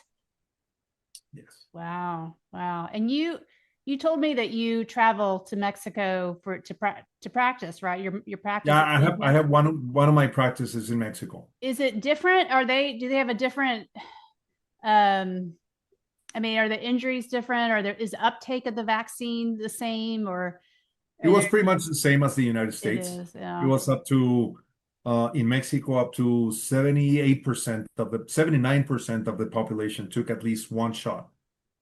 Did they have the same kind of mandate situation that we did? No, Oh, not that much, but the people they were very compliant. Right. What about ivermectin though? Were people taking ivermectin for COVID because it's over the counter there, right? Yeah, but they didn't know that. There was not enough people talking about ivermectin, hydroxychloroquine, azithromycin, all sorts of different medications that help definitely to improve the outcomes. Mm-hmm. I don't want to brag about it, but I think I was pretty much the only one. Right. There are some other great and amazing doctors, but you have to be on the right outlet in order to reach out more and more people. But they were very brave doctors in Mexico, very good physicians, very brave doctors. But the message was not very, very loud, let's say it like that. So it was not delivered to many people. Right. What about monoclonal antibodies? Were those used in Mexico? No, not that much. Really? Yeah. Probably too expensive, right? Very expensive. The same with the remdesivir and things like that. So it was very tough. It was very, very tough. No. For the kids, yeah, I don't have a huge number of kids in my practice. One that stands out in my mind was a 15-year-old with just horrible rash all over his body after the Pfizer shot. And he had tried, antihistamines, steroids, Xolair, and the only thing that worked was ivermectin. And he responded very quickly, though, within a couple of days, where I've had adults who same situation. And I mean, they've had to be on ivermectin for a month before they even noticed any improvement. I don't know. Are you seeing the same sort of thing? Yes, all the time. Mm-hmm. All the time. And it's probably one of my number one prescription medicine, ivermectin. Right. I use it a lot with incredible results. And I think it's one of the best medicines ever. That's why it won the Nobel Prize in 2015. Around what dose are you generally starting with in your injured patients? It really depends, but it can range from 0.5 to 1 milligram per kilogram. Mm-hmm. And then I've had some patients tell me their allergies get better on ivermectin. Are you seeing that? Yes. Yeah. Yes. It's incredible how it works specifically for many things, including turbo cancers, definitely with mebendazole or fenbendazole. But it really works for rosacea, all sort of rosaceas. Right. It's incredible how it works. Yeah. And it's a very good medication. As I'm sure you know, very safe. I mean, I rarely have anybody complain of side effects. The biggest side effect is the cost. Is it easy to get in Mexico? It's very easy. It's over the counter virtually, and it's not so expensive. Yeah. I think the United States needs to follow in Mexico's footsteps. Yeah. Are there any other off-label medications that you use for allergies? Oh yeah, all sort of antihistaminics from first generation to second and third and fourth generation antihistaminics, along with every now and then when it's needed, corticosteroids, like for example for my allergic rhinitis patients. Mm-hmm. I use antihistamines, nasal rinse, and also corticosteroids as well, Yeah. with great results. And obviously, skin test and sublingual immune therapy, things along that line. And it really helps the patients a lot. Yeah, I use the sublingual a lot now because it's easy. You can travel with it and low risk of anaphylaxis, but the compliance can be the issue, right? So I know. But I'm amazed how the patients can improve after a couple of months with sublingual immune therapy. It's incredible. I mean, and you can really see how they improve, and they're very thankful because now they can breathe, they can sleep better, they feel better, refreshed. one more topic I want to touch on is peanut allergies and the rise in peanut allergies, and why do you think that is? And can that I've seen people doing immunotherapy for peanuts, but then it seems like it's a huge undertaking and not very effective. So what are your thoughts? It's a real thing. It's happening. It's been rising in the last 5 years, 10 years, the last 10 years. And I think it's related to the vaccines Right. So at some point. because now they're saying, oh, well, it's just because parents are so paranoid and they don't give their children peanut butter early enough. And that's why. So There are some articles out there that they say that the early exposure of peanut to patients that they have a family history of peanut allergy, it's better. And I do believe that, but obviously under medical supervision and things like that. But why are we starting to see this rise in allergic disease that we didn't see 25, 30, 45 years ago? I really think a lot of different things that we are seeing there are related to the huge increase in vaccination. what about SIDS? Are you seeing a rise in SIDS? And do you think that's vaccine related? I don't see I haven't seen cases lately because I'm more after the spectrum of SIDS, which is virtually in the first month of life. I see like older kids, but we know that SIDS definitely there's a lot of big correlation with vaccines. When I was in my pediatric residency, when you're starting to read about SIDS, it was like, wow, what is this? This is something, I mean, what happened? So the kid was perfect. It was developing perfect. Everything was perfect. And then all of a sudden, unfortunately, he didn't wake up the following day. What happened? But it was the way it was on the textbooks and everything. It was like, well, this is something that no one knows. But it was hard to make the connection 20 something years ago or whatever, the connection with the vaccines. But I knew something was wrong. Now I know for a fact. What about the food? And do you feel like the processed food is a huge problem that could be leading to a lot of these issues in terms of, well, obesity, but just being sick all the time and more allergies and things of that nature? Or do you feel like we really just need to focus on the vaccines? No, definitely it's what we call multifactorial. So food, it's related definitely. And vaccines, there's no question in my mind that there's some correlation or a lot of correlation with this. And obviously, if we put in a general context, we have to include microplastics, nanoplastics, pesticides like glyphosate and things like that. So all this contamination through a food source and water, it's definitely changing our health. Yeah. I mean, if you see the statistics of cancer 40 years ago versus the microwave, including so 40 years ago versus now, I mean, cancer, it's all over the place. And I know for a fact that definitely the COVID shots, it's directly related to these turbo cancers from glioma, brain cancers, colon cancers, breast cancers, lung cancers, and so on. We're starting to see a rise in all these terrible cancers, even in very young patients.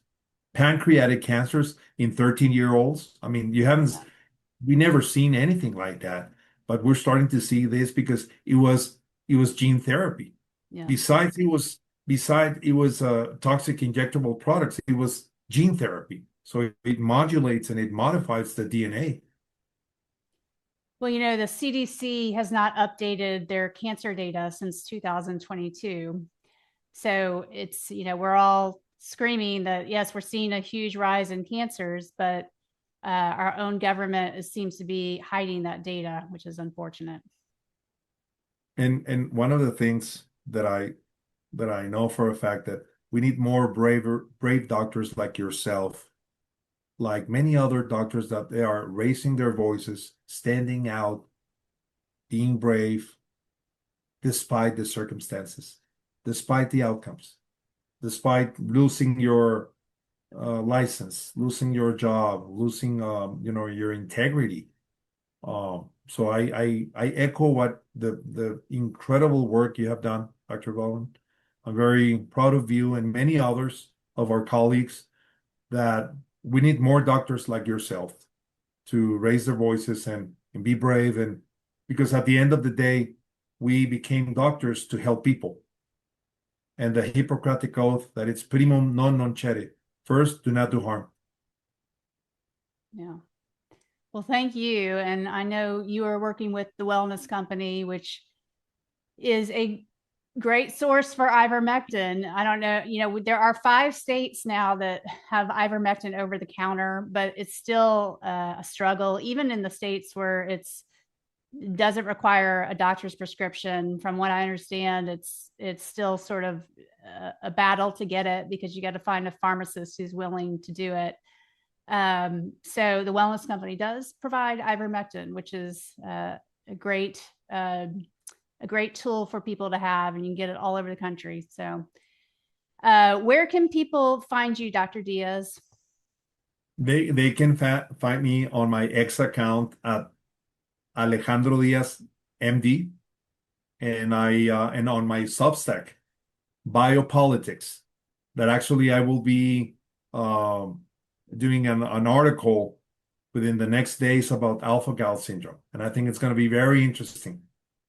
Great. I'll post our interview on Substack too, and I'll tag you, and we can collaborate on that. So that'd be wonderful. Definitely. It will be my honor. Well, this was very interesting. We got a lot in this hour. I really appreciate you coming on, and we'll have you back again soon. Thank you so much. Now, today I do want to talk to you all about ivermectin. You might not know this, but what if the medicine that helped save millions during the pandemic was being made mostly in China today? Well, it's true. About 58% of the world's ivermectin supply comes from China and 75% from Asia overall, but not the wellness companies. Introducing American-made ivermectin, safe, trusted, and produced right here in the United States of America. Ivermectin has been prescribed globally for more than 30 years and has even earned a Nobel Prize in medicine for its proven ability to eliminate parasites and support overall health.